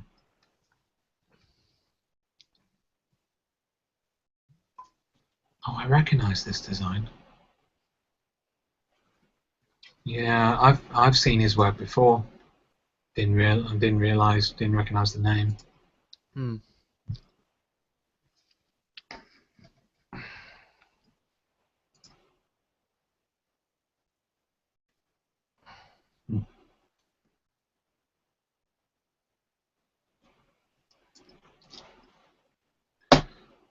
So the astronaut thing, is that meant to be his in? Is that meant to be like his idea of a postman? Yeah. Really? Yeah. Wow. I think he failed, to be quite honest. This character doesn't look like a postman. Oh, I see now. I see the letters in his bag. Yeah.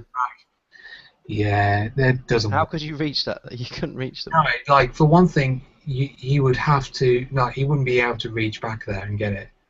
No. It's honestly, it feels like a lazy design. Yeah, he's much more of an illustrator. Well, it's this idea is just it's a cool concept, but it's just he's given the wrong occupation for it. This Yeah. character looks like a brute. He looks like someone who's going to smash your head in. He looks like a character that the main character would have to fight. Yeah. He doesn't look like a postman. It's almost as if like those purple envelopes. I honestly thought, well, at a glance, they looked like energon shards or something like that. Yeah. They didn't look like envelopes to me. And if you look at it at a glance and you can't work out what it is, that's the mark of a bad design. You know, Yeah. if you can't work it out within a few seconds of what you're seeing, then you know you kind of need to go back to the drawing board. This is good here. Like this is good. What whoever's done this, I don't think it's done by the same guy, but you know, taking a character like this, having it a fully rendered version of it, and then populating it are different variations. You know, That's what you do, isn't it? yeah, that this is what you need to do as a concept designer, whether it be with characters, environments, vehicles, whatever. You do a fully rendered illustration piece and have that be the main center of attention, and then populating, I don't know, other parts of the page, um, lesser rendered, but you know, different variations of it in different angles, in action, moving, you know, having different facial expressions, Mm. just so that it gives as much information to other people and other developers of what kind of personality this individual or object has Yeah. in context.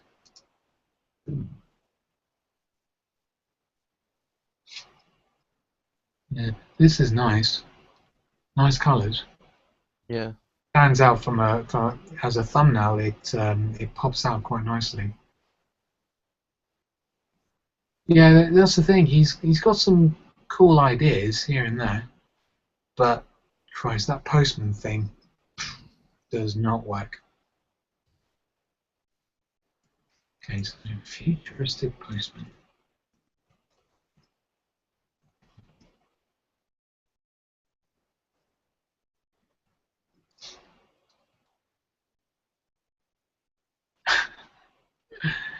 Kevin Costner, the postman.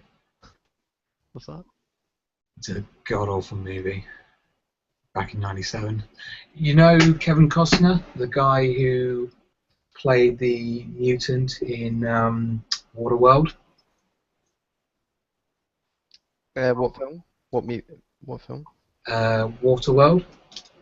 Oh yeah, yeah. Yeah, he played in this film called The Postman. God awful movie.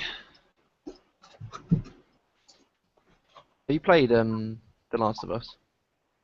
Sorry? Have you played The Last of Us? Oh God, who hasn't? Oh mate, it's so good. Yeah, it has every right to be ordained as like best game of last year for sure. It's just a very, very well made game. And yet the premise and the story itself, nothing new. No, it isn't really. It's because they got the character development so done well. And Yeah, they took something that already exists, but they made it in they polished it in such a way that it feels new and fresh. mm, You know, they've taken concept and then done something completely different with it, and that's how you do it. mhm.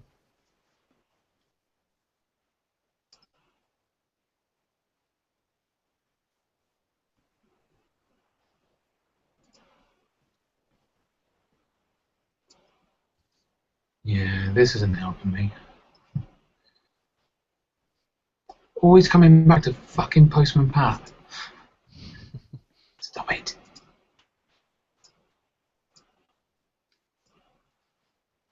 Hmm.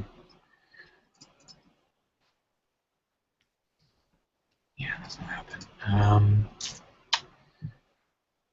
Yes.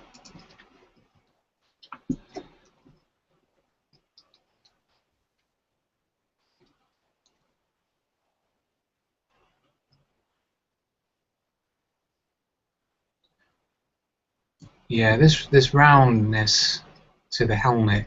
Oh, that looks good. Yeah, yeah, yeah, it's not really doing a lot for me, unfortunately.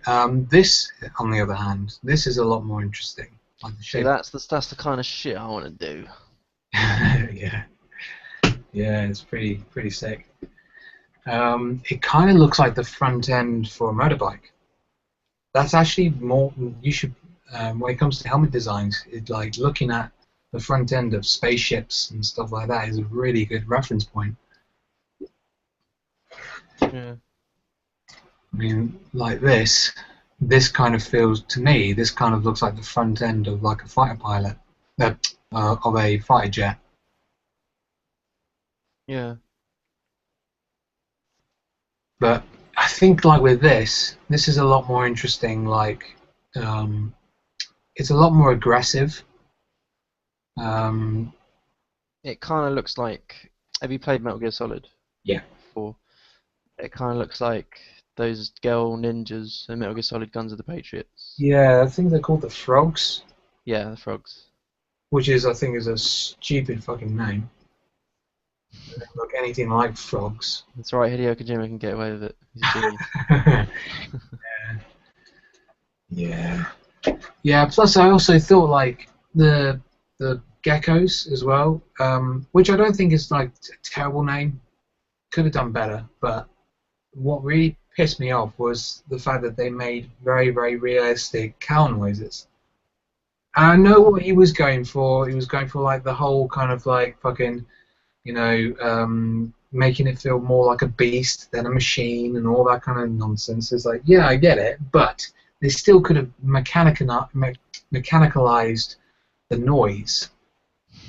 Just added some sort of like dust speckle sort of noise to the sound of it, so it feels more synthetic because it just felt so organic. It was like it just didn't work.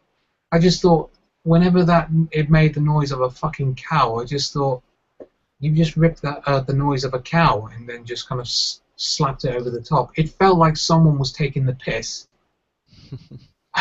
It just really, really got on. It was like a real pet peeve of mine that really annoyed me. But the designs of the geckos was just so fucking nice. Yeah, definitely. a lot of thought was put into those things because they were like the way that they self-righted them themselves as well. Very, very clever. Yeah, yeah, yeah. It's just overall, it was just a very, very good design. I could see something like that actually existing, which is scary. Yeah. That means they've done a good job. Hmm. Yeah, it was they did a grand job when it came to the sort of like the realize that the believability, the Mm. suspension of disbelief. Yeah, very, very good. Loved that game. Fucking cow noises. Jesus Christ.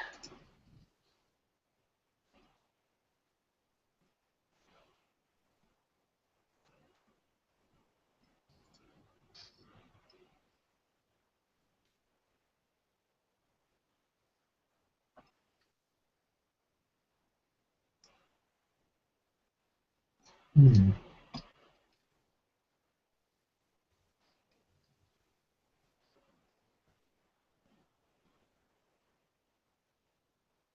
Um, Maybe with the piece that I've got, my original one, Hmm. maybe I can still have that, but sort of like redraw it and then make a sheet, and then actually have. So I've explored the subject, which is a postman. So I can still use this, but have it as like just one other design to put on the sheet. Yeah, I would definitely do that. Yeah. Yep. Cool. So like, what you're doing there, spot on. Really rough though. Yeah, well, I mean, but what I I can't have that in my portfolio though. no, It needs to well, be refined. no, well, I think you should have like a blog where you show your way of thinking. You should have that Oh yeah, yeah. linked in your portfolio Yeah, because I forgot about that. Shit. it's just I do have a blog, but I just never. yeah, well, you should use it definitely because Yeah. seeing the way that you think is far more important to me. If I was to employ somebody, I would want to see how they think and how they work. And this, what you're doing here, that is exactly what designers need to see. Mm. It's showing your thought process rather than just showing the final image. You're showing, that you're exploring the concept. Yeah. The first one looks uh, like a fucking gorilla outfit. Really, really aggressive looking. He does. The fourth one really reminds me a lot of like old school um, space. Like it immediately come to mind like Alien. Yeah. Um, Yeah, that's what I think as well. Have you played Metro 2033? yeah, I recently, because they re-released that as a Redux version. I saw that. Yeah, it looked Uh, sick. yeah, yeah, look, it's amazing. I completed it the other day because I got Metro 2033 free from Game because I had this like they were giving it out for free basically. Oh yeah, you work at game, don't you? Oh no no I was only 10th there for Christmas. Oh, okay.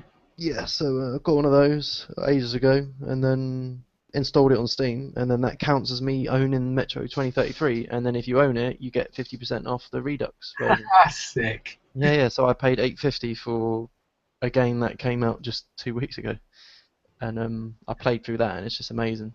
Winning. Yeah, but yeah, the game's amazing.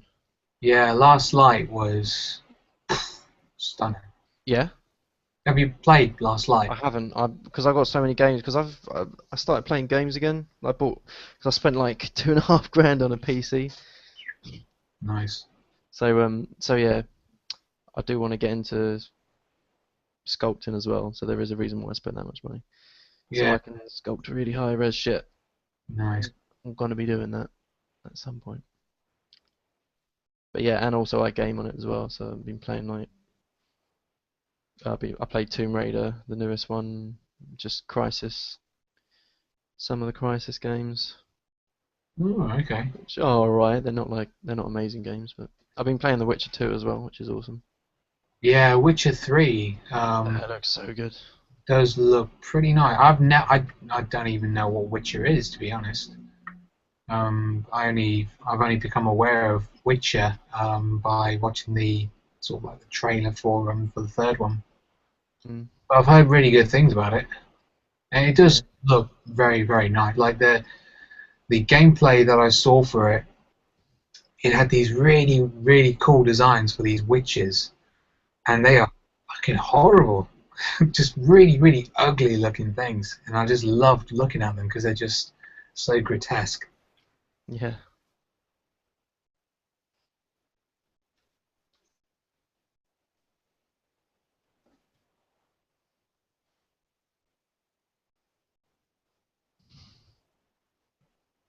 Um, I've liquefied it to make it a bit less aggressive. Let's have a look. Wait, the bottom left. Yeah, okay. Yeah, quite a lot of them are very baggy. Yeah, because I'm thinking because spacesuits, because it's like to keep you insulated or something, or whatever. Yeah, okay.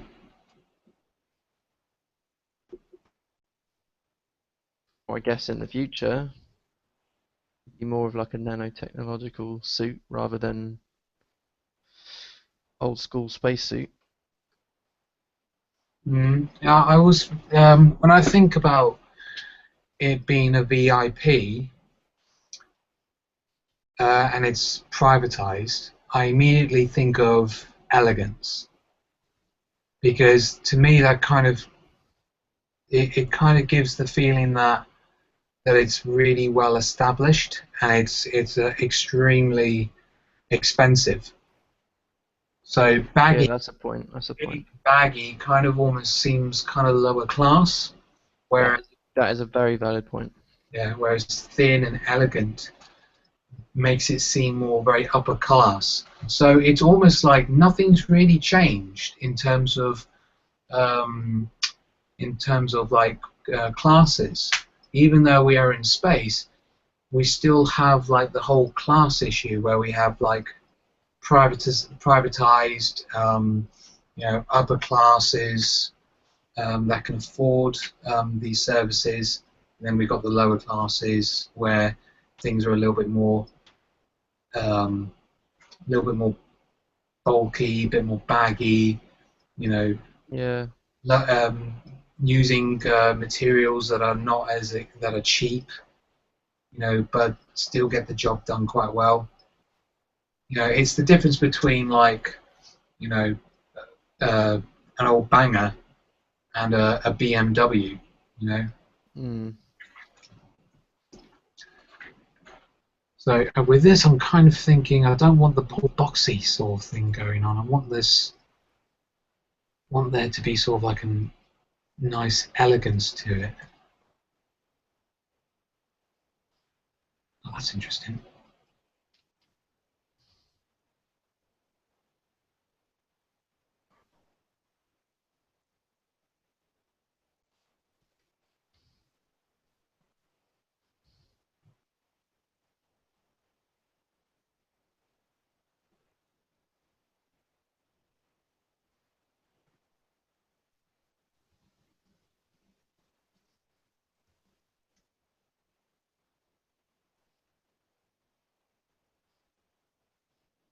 where are you living at the moment then?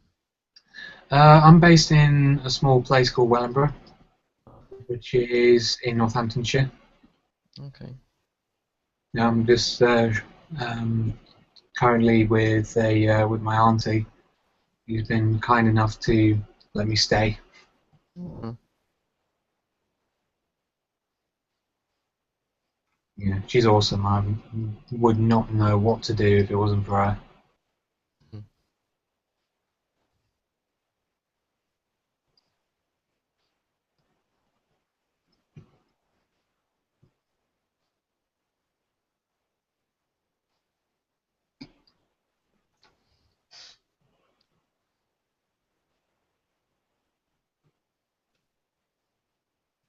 always draw inspiration from Destiny as well. Yeah, I don't know about the designs of the suits in Destiny. I mean, like they look interesting, but they don't show a huge amount of character to me. I don't know. Like I've never gravitated towards like Halos or Bungie's sort of design, like that sort of like Master Chief, sort of Space Marine kind of like style. Never liked it, to be honest. I never got into Halo games. I never really paid attention to the art either. I'm the same. Yeah, it's very strange, really, because it's something like that. I would usually get into that, but for some reason I didn't. Don't know why. Yeah, same.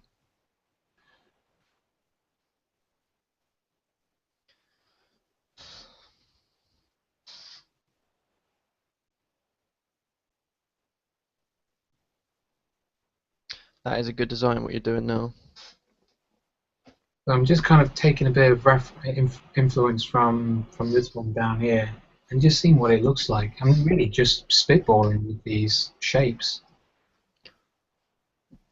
but I'm just kind of thinking, right, keep it elegant, keep it sort of looking sort of prestige, um, and kind of high class. So when I think of high class, I kind of think about the posture as well.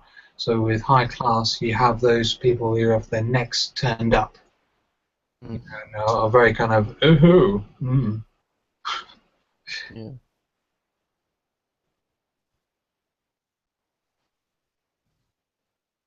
Could always be androids as well. They don't have to be people. yeah, yeah. There you go. That could be that's something that could be explored as well. If robotics are gonna have a big part in the future, so they Well, really do. yeah, like it could be yeah. Then you could explore even further and exaggerate the elegance of the droid because when it comes to space suits, real spacesuits are designed the way that they look for a reason. Mm, There is everything that you see about it. It has a purpose to it. That's the reason why they look bulky and baggy and bloated. Is yeah. you can insulate people and stuff like that.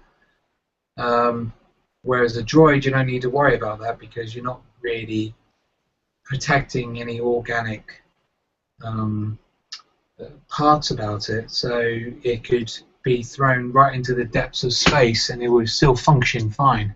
Mm.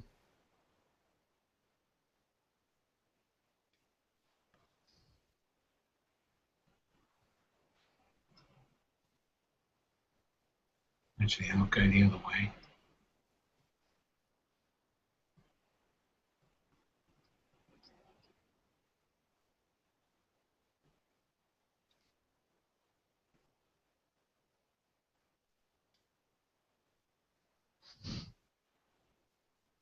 This is like what I'm doing now is reminding me of Futurama or something. Giving like character to Android.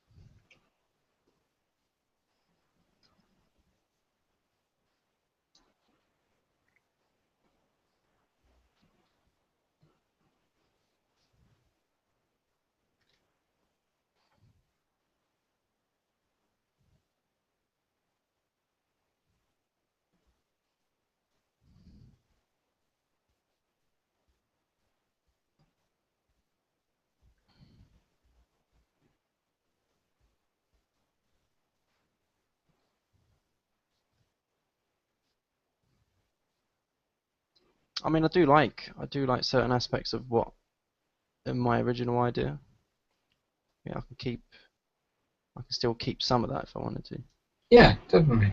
I mean, it's still very nicely rendered, and you should definitely keep hold of it to show, your thought process. Mm. Yeah, definitely.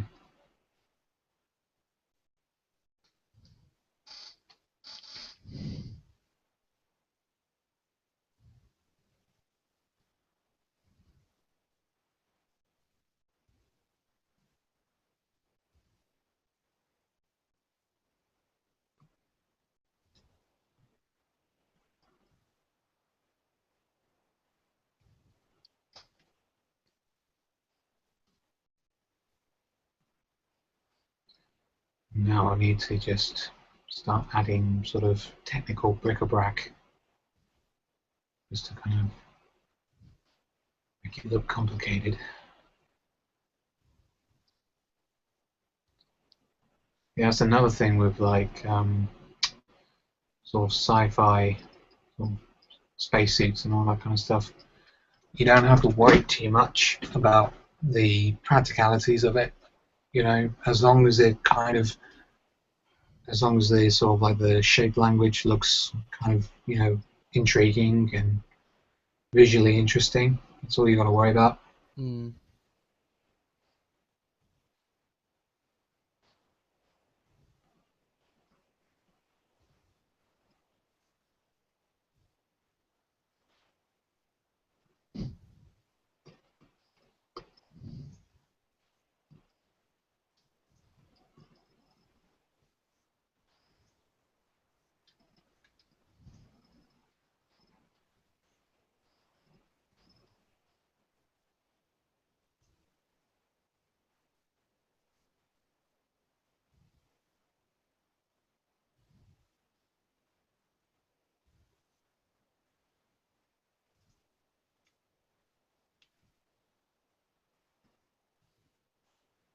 I think even sketching like this just builds like knowledge because if you do something once, remember it.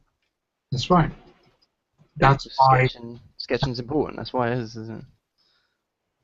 I'm not just sketching, but just redrawing a similar design over and over and over again, but changing it differently as your thought process makes different decisions and makes you go, actually, what if I did this? And then just like you do it and go, oh, that works so much nicer. It's that's the whole point of it, really. You're kind of just exploring and actually doing the exploration of that design rather than just thinking, oh, would that work in my head? Oh, I don't know, don't think so. Well, draw it and see if it does. Yeah.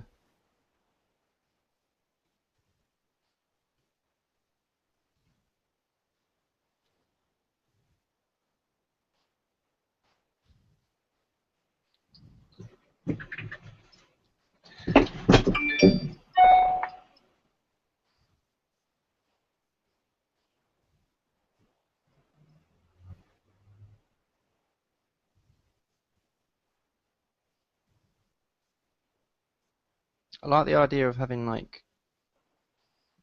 some baggy loose like fabric sort of stuff in there as well. Loose fabric. Yeah, like some baggy stuff, but then maybe have like some mechanical stuff shown as well. Yeah, yeah. I mean, I think like the design itself also would be dictated by the environment and the style of the overall style of whatever story you're telling. Hmm. So, I mean, depending on the environment that that individual is in and the sort of design language that individual lives and works in, would define his overall shape and his overall, suit and uniform.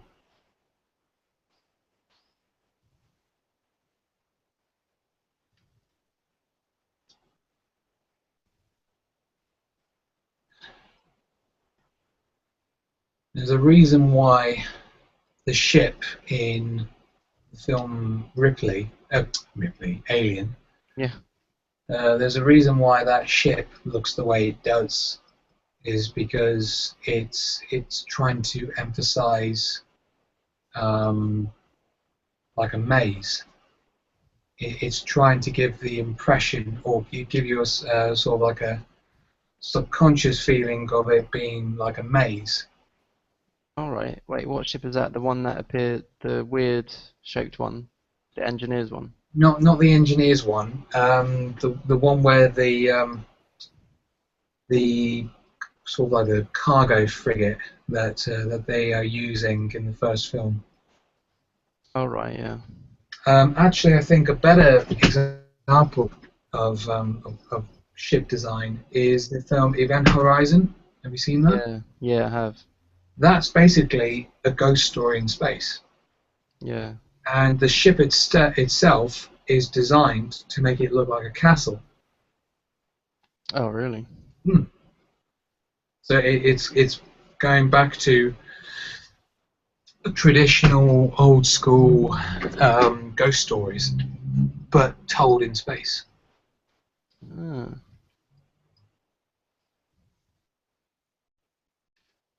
which I thought was pretty cool. Yeah, that is cool.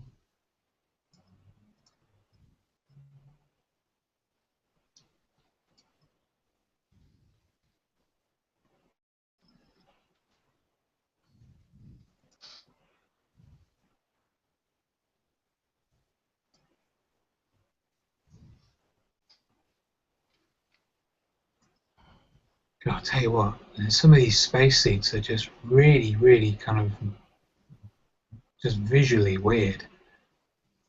What? Wait, what's that from? Can't pronounce his name. Patrick Orlansky, I think. The Art from Space, I think is one of his, Oh, right. something like that. But I don't know. It's just I don't really know how I feel about it. It looks complicated, and he's definitely, succeeded in that. It definitely looks complicated, but it doesn't look like you can move your head around in it. It just looks fixed, Yeah. and there's just like, you know, there's just sharp edges upon sharp edges upon sharp edges upon sharp edges. So it just feels like a clusterfuck of shapes. It is really crowded. Yeah, it's noisy. It's a noisy design. There's this guy that I watch on this website called The Escapist. Don't know if you're familiar with it. No. The Escapist is sort of like a website where they do like general discussions about games and films. And there's this guy on there who is like, he's sort of like he's the Frankie Boyle of the website, where he's like one of the most controversial guys there. Yeah. He's basically, he does controversy for the sake of controversy, and he's a bit of a hard ass. Okay. And he did this video that was very, very interesting about Square Enix, where he was talking about the visual designs of their work and how it doesn't really, how their designs, how their visual designs are not very good. He actually made a pretty interesting case. I think it's actually kind of relevant to what we're doing. Okay. So I'll get There's no practicality in them, or kind of, yeah. I mean, I'll get up the video, and it's only like 5 or 6. It's only about 5 minutes long. But I think he brings quite an interesting point that I think can be, it can be put into the majority of most designs. That's why the reason why I'm doing simplified, stylized stuff is because I know that it would be remembered more. Yeah.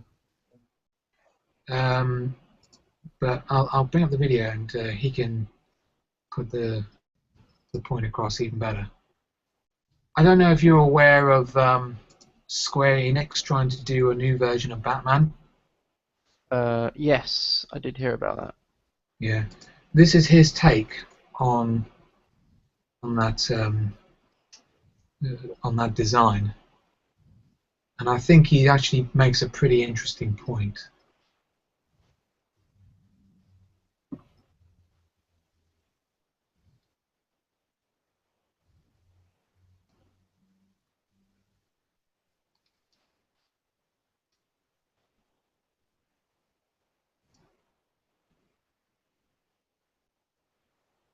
Is it playing? Oh, sorry, I thought you were going to play it. Oh. You want me to play it or? Yeah, go on then. Okay.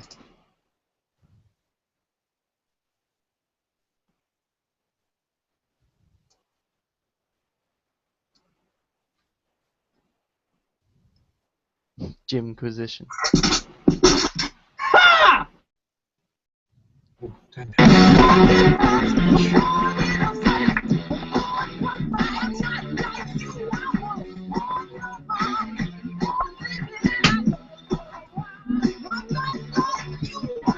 Wait, I might as well play it actually because the sound's pretty jumpy. down. Hang on, I'll just get it up. Dimscapist.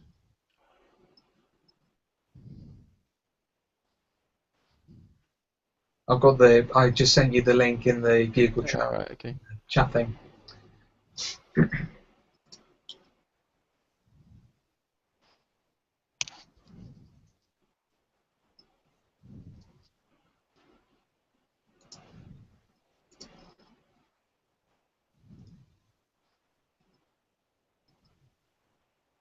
You can still hear me, can't you? I can hear you, yeah. Can you hear the video? Yes. Cool. It's loud enough.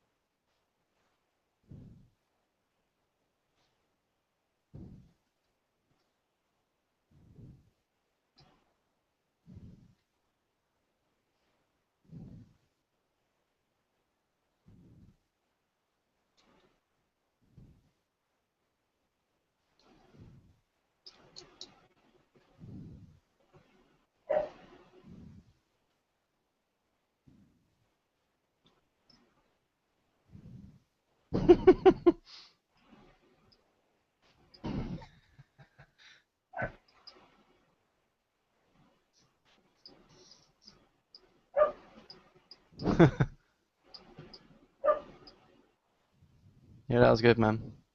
Yeah, what do you think? Yeah. I kind of agree. I still think the designs are cool, but yeah, they're not memorable. That's right. Yeah. And I think it's a pretty good point that he makes when it comes to like those sort of things. They're just too complicated, um, and it can sometimes be a good thing, but most times I think it's like it just you know if it's not in the right context, it could become like if you overcomplicate something, then it sort of loses that cool factor, and it also there's more to remember, so it's easier for people to forget it. Yeah.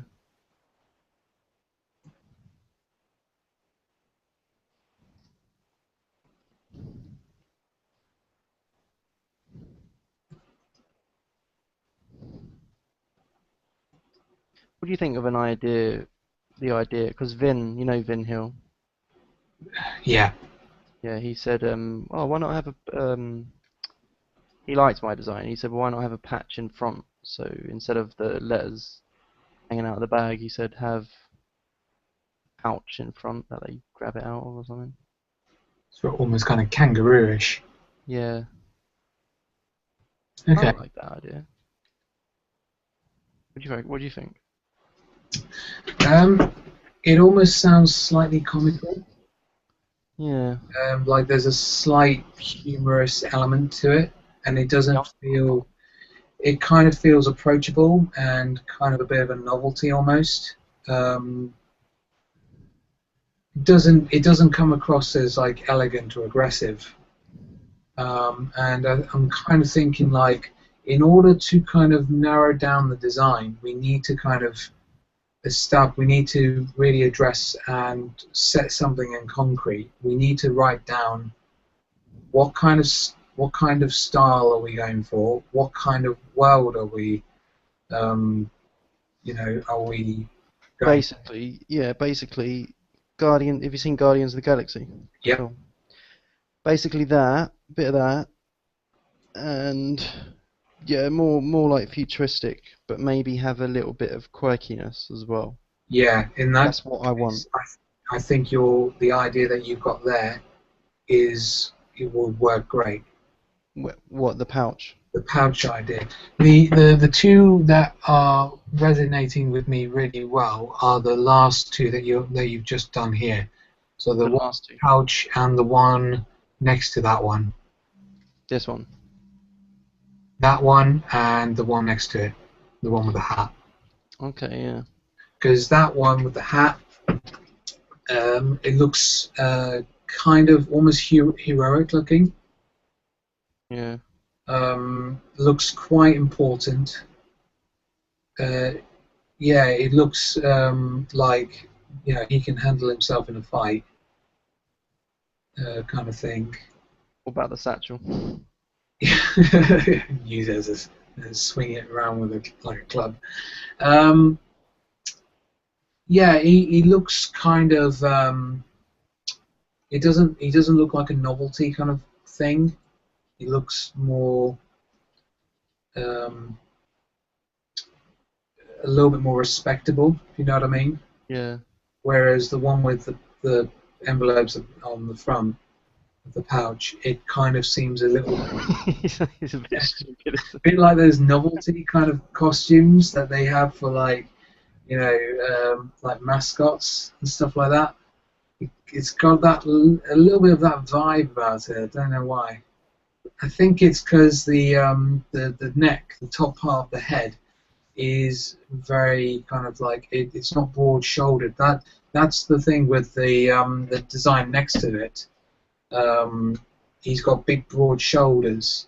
And he's got a very thin waist. So it kind of looks very heroic and aggressive looking, whereas the one with the letters on the at the front kind of seems bulky and a bit of a novelty kind of thing. Bit of a knob.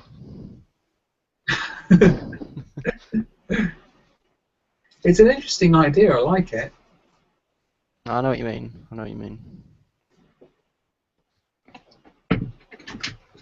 Yeah, the designs that I've got at the moment. Really like the old style one. I like it's kind of like not steampunky, but It honestly, it kind of feels sort of Nazi-ish. Like it feels kind of like it looks like a postman for for the Hellgast in Killzone. Don't know that considering that we this all like tone that we're kind of like going with. I don't think these are going to work. Like the idea may be good behind it, but if it doesn't resonate with the sort of tone that we're going for, then yeah, I don't think it would work.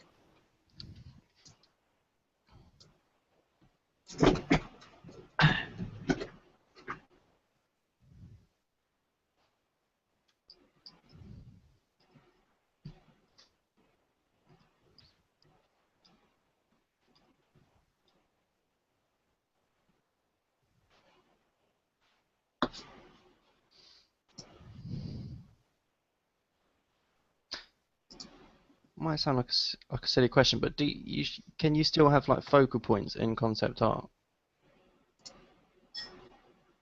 Like, Focal points in concept art. just like areas of interest, Yeah, surely. Yeah. yeah, absolutely. Like your eyes are drawn to. Yeah, the rules of illustration apply to concept art. The only thing that's different about concept art is that you're taking them out of a context, and you're not really telling a huge amount of a story. You're telling more about the information of the design itself, Yeah. rather than what the design represents. Yeah. But besides that, all of the rules that apply to illustration apply to concept art as well. Okay.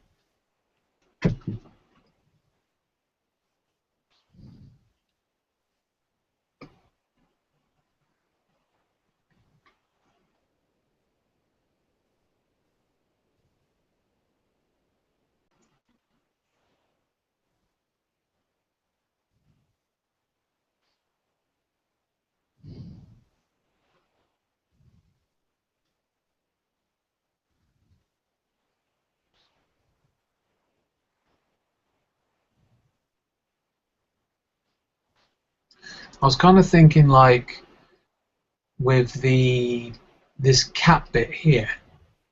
Yeah. I was kind of thinking what can I use this for?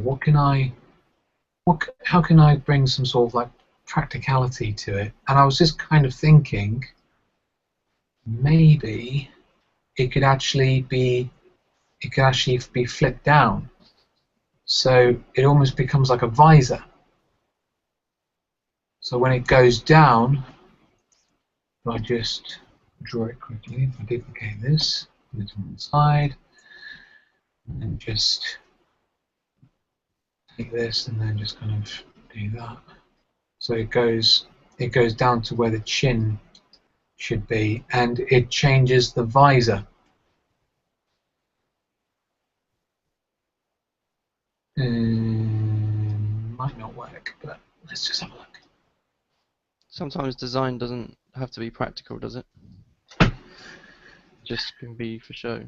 It depends really on the style of the story that you're telling.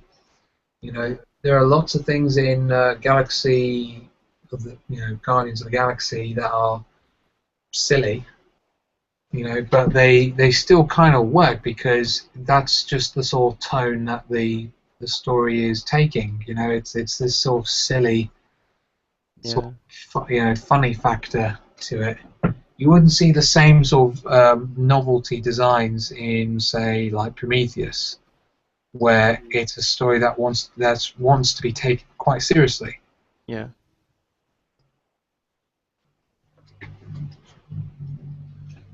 And then you kind of like, you have his face here or something like that.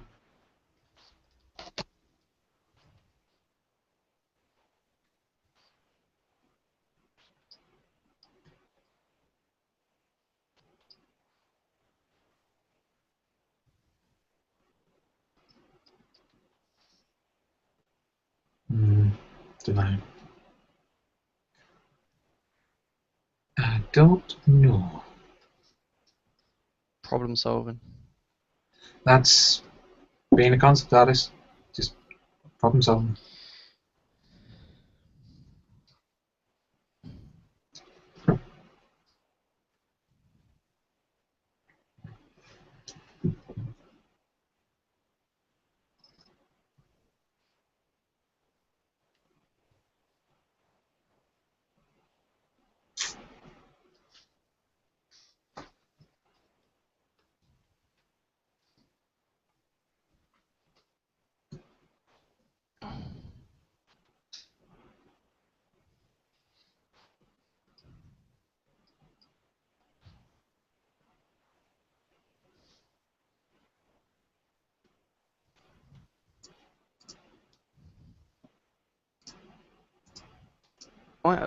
Do you ever like photo bash quite a lot?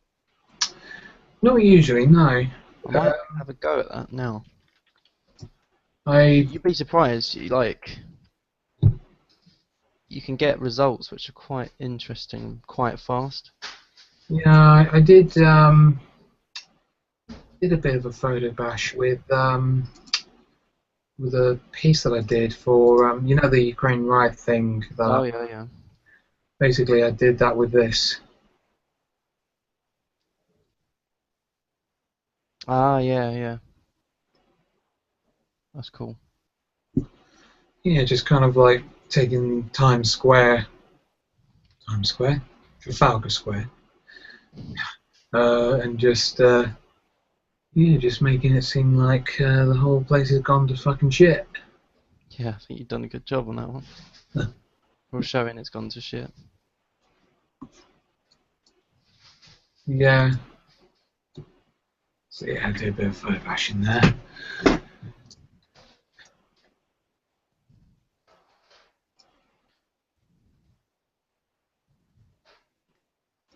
You ever use Liquify?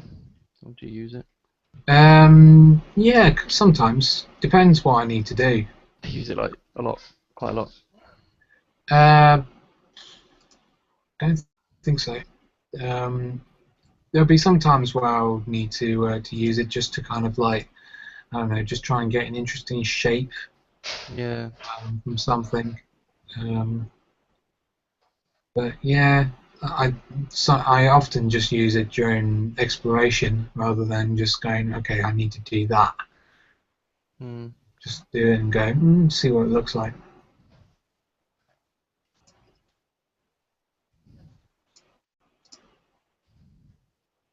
Fucking hell. A foldable bicycle helmet. What the hell? That is really weird. Strange.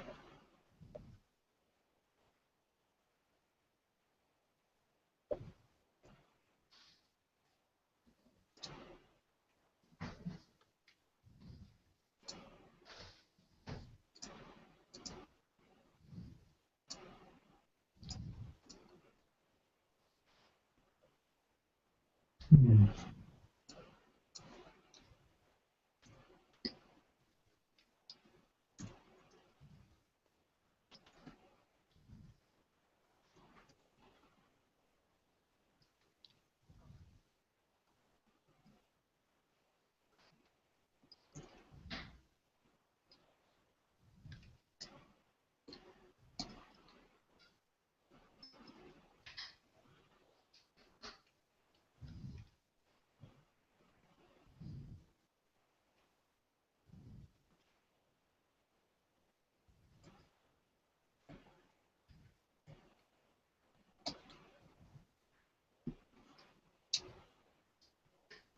I get interesting results when you right click and warp on the transform.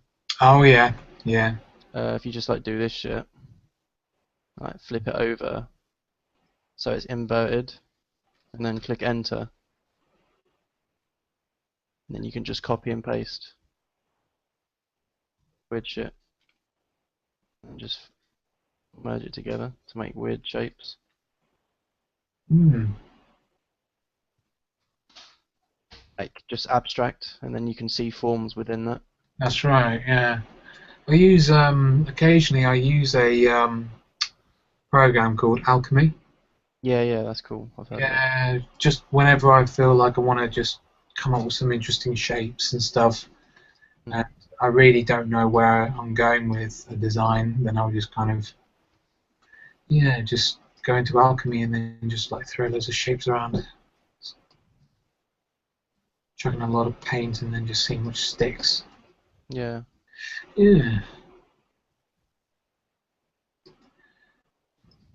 A lot of the time, I really try to avoid pushing paint.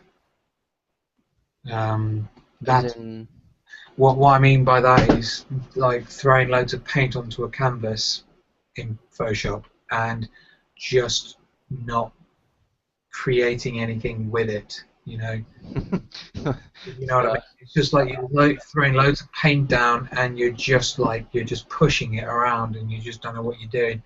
When it gets to like that, I have to often kind of just step back and just kind of like I just need to kind of think about exactly what it is that I'm doing. Mm. If you push paint around, then you're just wasting time because you don't know what you're doing, and it just clearly indicates not just to yourself but to others as well that you don't really know what you want to do. Yeah. But sometimes it helps me to just not think about what I'm doing, and then I can think about what I'm doing. If you know what I mean. Yeah. If it depends if you're an abstract thinker or Oh yeah, like when it comes very to like abstract illustration work, then it's like you kind of get started with a couple of like emotional phrases like anger, joy, whatever, and then you just kind of build from there. But when it comes to like an environment piece, you know, and you're like, I don't know what I want to draw, but I know that it's an environment piece. It's like, okay, you need to break it down even further from there and go, right, what's the environment going to be of? Is it going to be real? Or is it going to be sci-fi? You know, why would I want to do that to begin with? What am I saying? mm, And if you can't answer these questions, then you have to go back to the drawing board and figure out exactly why it is that you want to do that. yeah. I think it does help to have a good idea of what you want to do first. Because otherwise, you're just going to be, um, just pushing paint around all day, and you're not going to get anywhere doing that.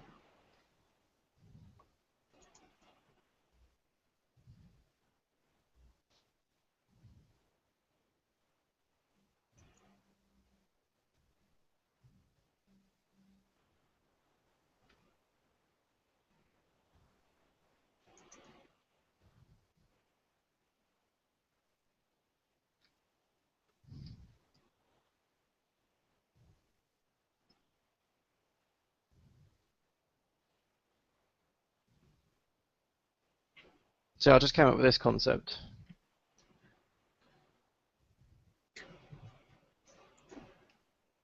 That's interesting. It looks a bit, I don't know, I don't even know. But that's just like mashing shit together. Mm. Sometimes I get good ideas from just working really abstract.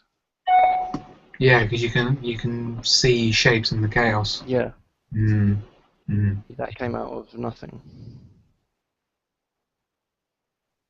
But this looks like more of like a rogue hero now, rather than a postman. And it doesn't look very elegant as well. Mm. Maybe if I make things a bit tighter.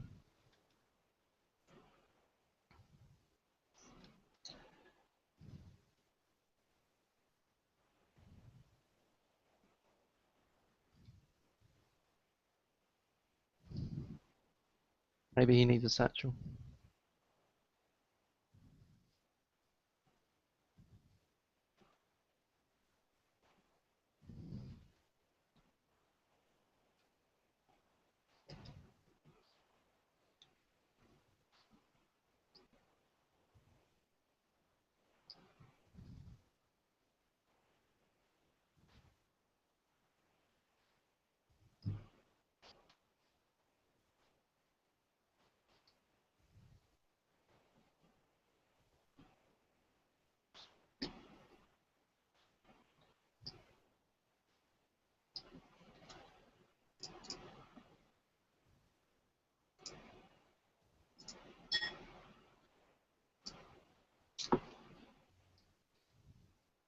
Did you just invite someone? Yeah, I just invited like a category like art and design sort of public forum sort of thing, and just seeing if anybody's interested in joining. That's what's really good about Hangouts is that you can invite just about anybody. Yeah.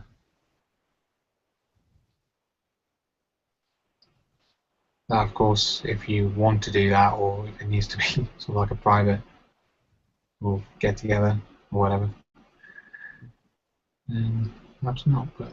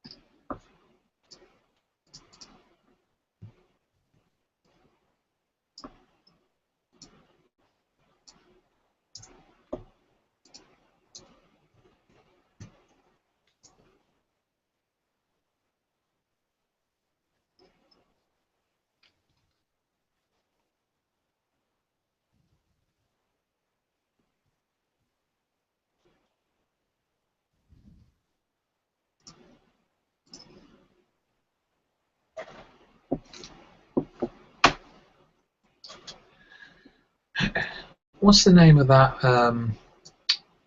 Marvel character that is sort of like a steampunk a guy with a jetpack? I don't know. So, just put in Marvel jetpack.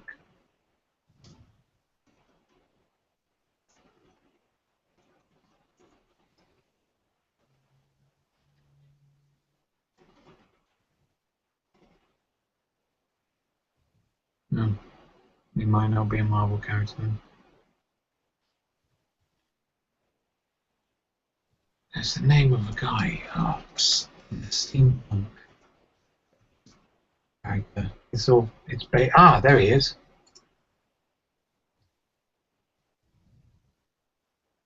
What's his name? Oh, I don't know. Hmm. See, that's another thing as well with the postman. He could travel like on a jetpack. Yeah. So something like this. And he would have like an insignia of like the postal service on there or something. And it'll be really light travel, light travel throughout space. Instead of having big bulky ships and stuff like that, they could just have these little sort of jetpacks that help them sort of zip in and out of space. Yeah.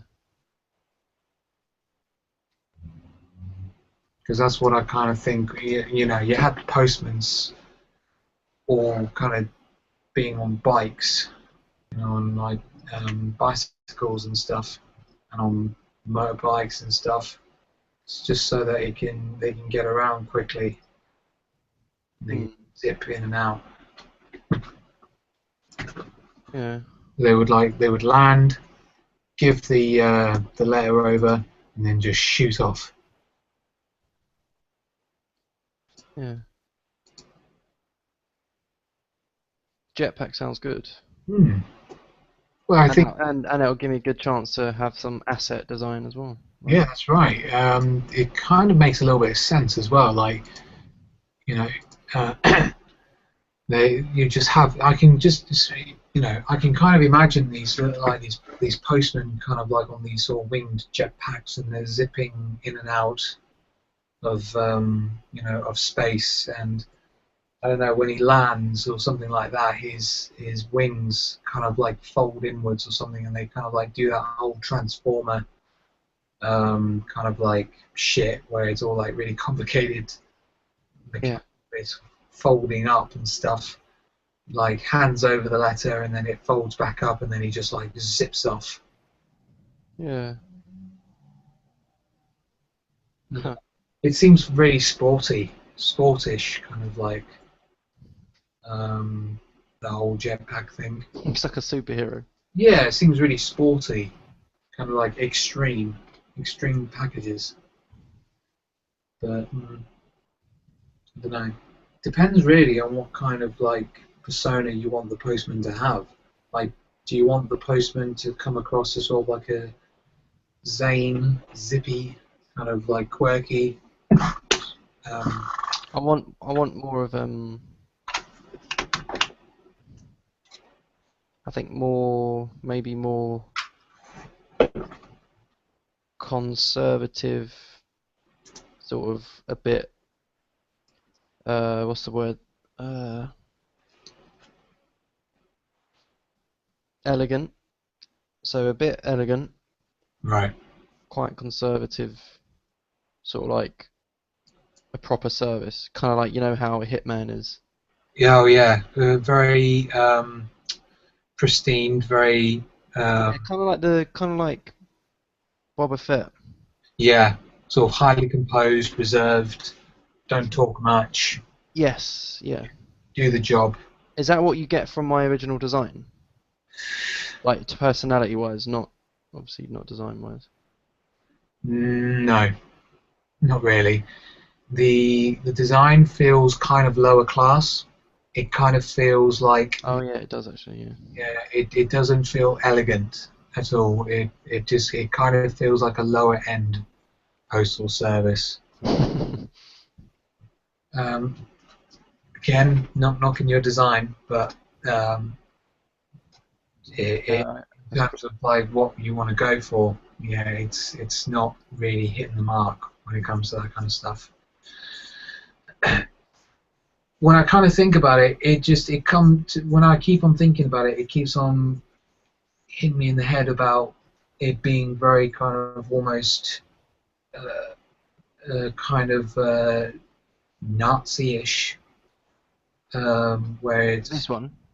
no the Oh. like the overall idea of like the sort of direction you want to go with it. It comes across as to me as like very serious, very reserved, very posh, um, kind of Nazi-ish. Um, I don't think that's necessarily a bad thing. Um, but again, it really does depend on what kind of like tone you want the character to the sort of Is it design. is it is it possible to do like an in between? I wonder. It might be. That's what I want. It might work. Yeah, you can try and blend the two together and see what happens.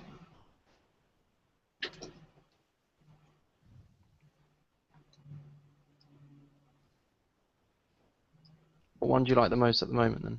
Let's have a look. Um, Which one reminds you of Fallout? yeah, yeah. The top ones are very very uh, sort of bulky, very baggy, Yeah. baggy, lower end. Um, they kind of look a bit like they do feel more like astronauts. Um, Mm. they're not elegant. Uh, the last three seem to work quite nicely. They've got quite well defined silhouettes. The middle one is quite a novelty one. Which? Like Well, this one. the fact that the envelopes come out the front keep on making me think of it as sort of like a kangaroo. Oh, which one? This one. Yeah. Yeah. The third from last, um, yeah, just makes me think he's very hero-esque looking, very broad-shouldered. Would you say? Yeah, yeah. Would you say this one, the last one, is sort of in between that? A little bit, yeah, yeah. The that last one. This looks like Star. Wow. Do you know what this reminds me of actually? The guy that. Oh, what's his name? Oh, Star Wars. He's in the. He's in. Just like the protectors of Queen Amidala in Current City. Oh yeah, like the not rebel fighters, the Naboo soldiers, Current. I guess. What is it? Phantom Menace.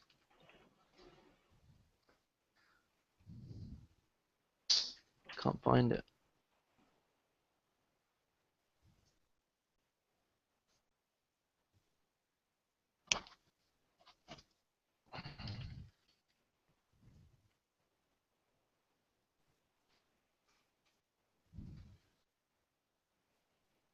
Oh, now I really want to find this guy now. Like because the attire would be a really good reference actually for what I want maybe. The is he a black fella? Yes. Yeah, I know who you're talking about. I can't believe it was the guy from Hobby City. Really? Yeah, yeah, it was really strange. It's like, what are you doing in a Star Wars movie? Yeah, I know who you're talking about now. He's got a Yeah, hat.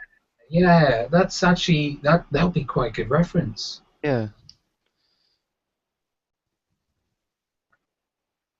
Yeah, let me find that. I like the idea of having like generals colonels have like straps. Not straps, like they got like of my original design, this sort of thing here. Yeah. Like that sort of thing, but like more sort of like Oh, it's sort of like unannounced, sort of unstated decorative stuff. It doesn't mean anything, but it shows that they've got a job and a role. Like what you've done with your design, the one with the middle one Oh, right, okay. on the shoulders. I want something like that as well. So. Yeah.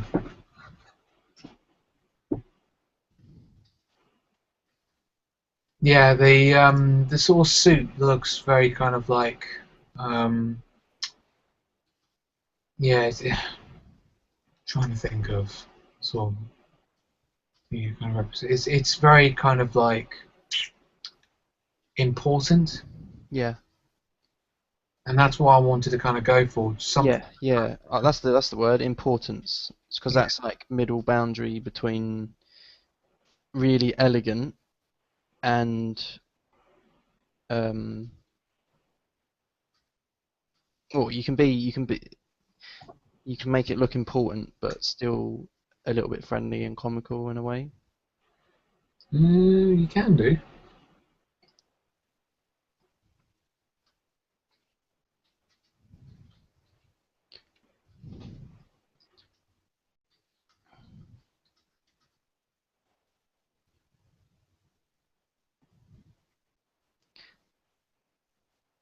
Because I think as a silhouette, like a big helmet, it looks like they've kind of got like a big head, but I kind of like that.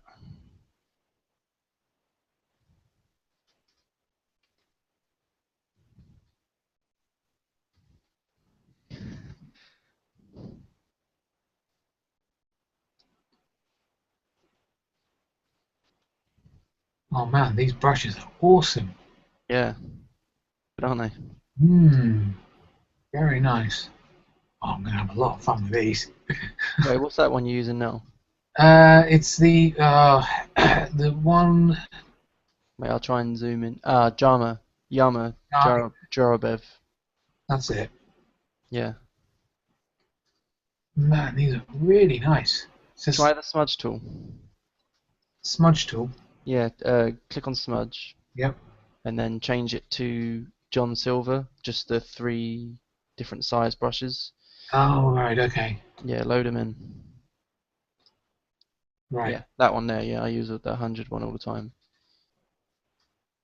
And if you change the strength to, oh, it's on 50% at the moment. If you put, do you use pen pressure? Yeah. Yeah, make sure that's on as well. And if you subtly, If I bring it down to about 20%, try to yeah, pen pressure. I know, like, and at the top of Photoshop, do you have this? Wait, oh, this. Uh, oh, um, yes. Yeah, make sure they're on because it works better. Oh, right. Okay. Oh, okay. Because it actually uses the pen pressure.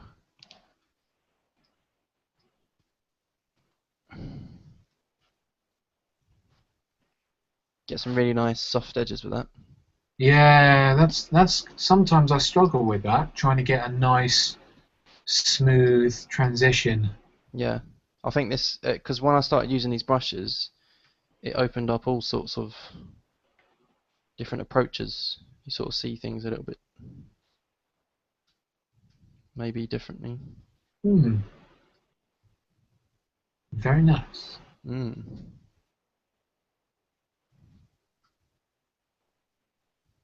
Like you could literally scribble anything and just like with this, be like the normal brush. Obviously, like that looks boring, right? Hmm. There's no gradient, there's no blending, and you could like sit here, color picking for ages to try and get a good blend, but all you're getting is just muddy values. Yeah, that's right. You take out the smudge tool, and like magic, Wow. literally look, see Yeah, yeah. that. Man, this is so nice. It's like even when I do it in different variations, there's such a sense of like the dust falling Yeah. charcoal. It's so weird. It's such a nice feeling. Oh God, I'm gonna have fun with this. Yeah, man. It's like saves you all that time. Hmm.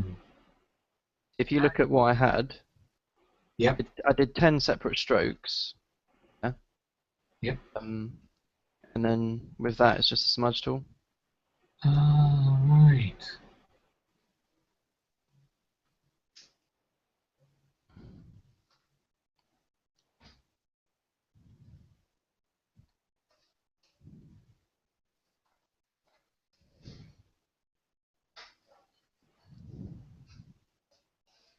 So, do you ever just doodle random shit without an aim?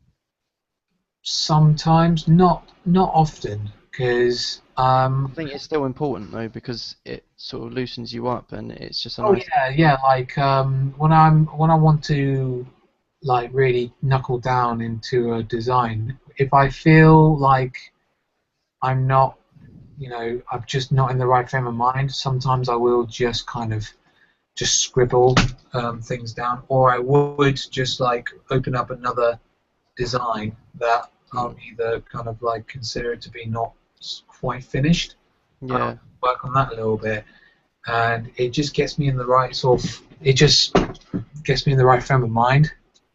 yeah.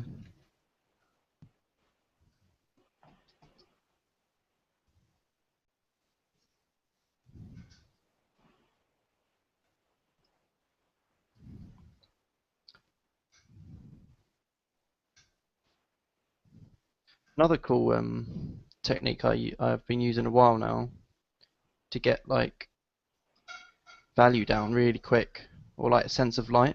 Hmm. I don't know if you've done this already, but say for example, say this guy here, if you click Control J just to duplicate the layer, Yep. and then Control L to bring up levels, um,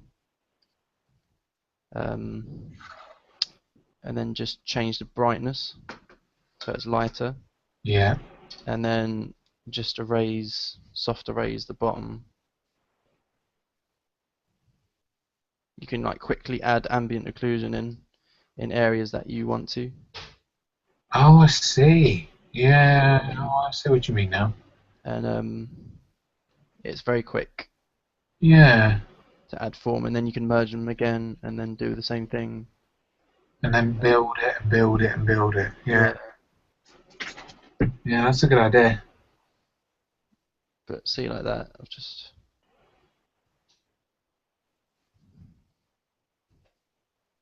like make it really dark, and then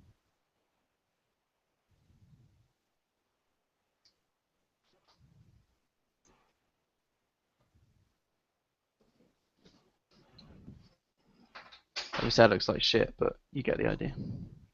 Yeah. Yeah. Yeah, that's pretty good.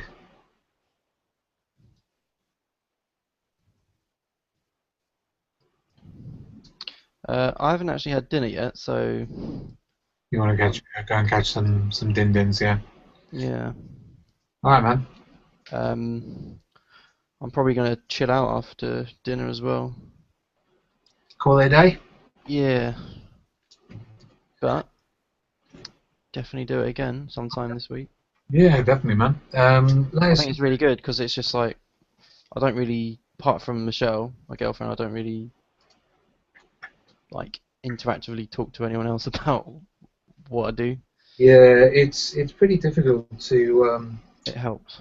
yeah, to arrange these sort of things, but I just kind of think like I can't stand just working on my own. I can't work in a vacuum. I have to work with other people.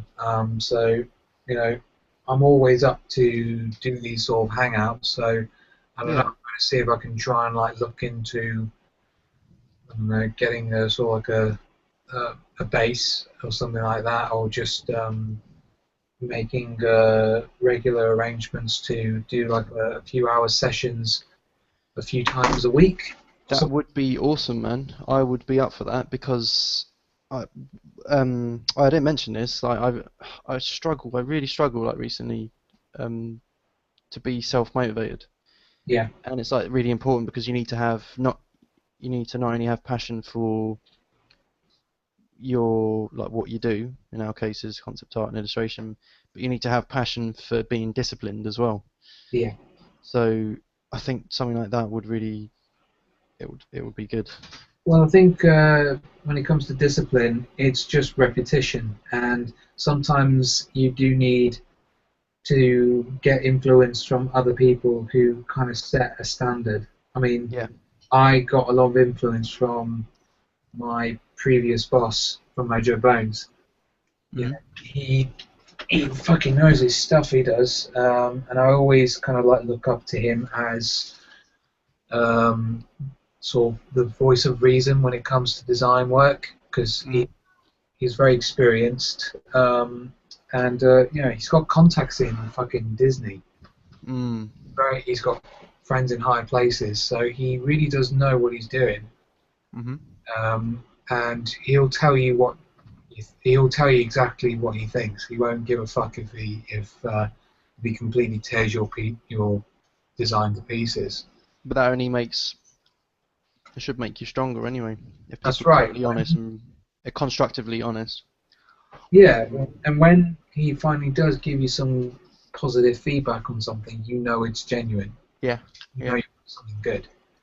Well, I think you're like that as well, right? You're pretty honest. Yeah, yeah. I kind of learned that more from him, really. Yeah, I gained a lot of influence from him, and from that, you know, hopefully it should make me into a more disciplined sort of designer. But at the same time, it's like you can't work in a vacuum. It's better to work with people because then it creates it brings a little bit more peer pressure to you to kind of like to deliver and perform Yeah. rather than just get into a nasty habit of being lazy. Yeah. And we've all been there. I've been there. I've done Mm. that. Well, You know, that's the thing. I've been lazy recently, past few months. I haven't yeah, done nowhere near enough as much as I should. yeah. So I have a feeling. I So need to correct that before the new year starts, and then from then I'll have no more than a year to do as best as I can as a freelancer to get as big as a reputation as I can, and then I'll start looking for internships and jobs. there you go. That's my aim. So yeah, meetups, regular meetups would be really good actually. Yeah, I'll Get start. day for it included as well, because Yeah, I'll yeah, try. I'll inform everybody on Facebook, and yeah, as long as we do repetition of it and just keep into the habit of it. So say I don't know, we do 3 days a week. So Mondays, Wednesdays, Fridays, or weekends, or whatever, and we just state on Facebook. On are you in one of the groups called? Let me look it up. yeah. Maybe This is something like Art Hangouts or something like that. Hang on. Yeah, Artist Hangout Hub. Are you a member? uh no. Hang on, let me send you the link so that you can join that.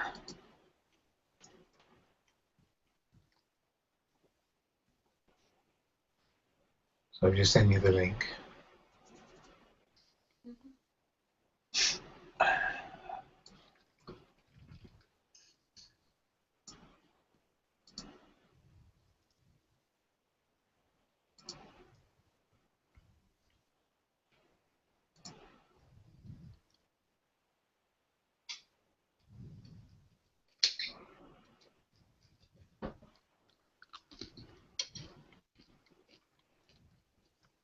Okay. Join group. There we go. Mm-hmm.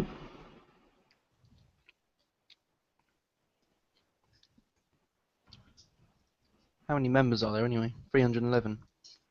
Yeah, so Oh wow, there's like there's quite a few of my friends in here. yeah, so it's a pretty decent place to kind of get started, uh, Mhm. get into the habit of doing that, you know, and just also, you know, just always kind of, you know, rock up, turn up, do an hour or two, you know, and just keep in that repetition, just keep in that habit, and it will become second nature.